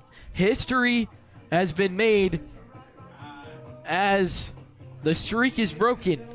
After 4 years of not winning a home opener. And the 4 years the Cavaliers, the Cavs have been around. This is really, really cool and really, really happy for Cavs, and it's been a fun night. And the Trickster comes up in The Trickster. I knew I had that nickname for a reason. as so. Trading card, first set. First 50 fans come in, you get your trading card. Dress in your So, Chinese attire. It's gonna be a fun night. Thank you for tuning in with us here tonight for a thriller on Culpeper Cavaliers Baseball Network. Thank you so much for tuning in here tonight. The final is 10-7. Culpeper wins it in 10 innings here. Culpeper 10, Charlottesville 7. So long here tonight from Culpeper County High School. My name's Bubba Strickland. To the right of me is the one and only Landon Ross. So long here from Culpeper County High School. The Cavaliers win it 10-7 in walk-off fashion. Thank you for tuning in and have a great night. The Cavaliers return to CCU.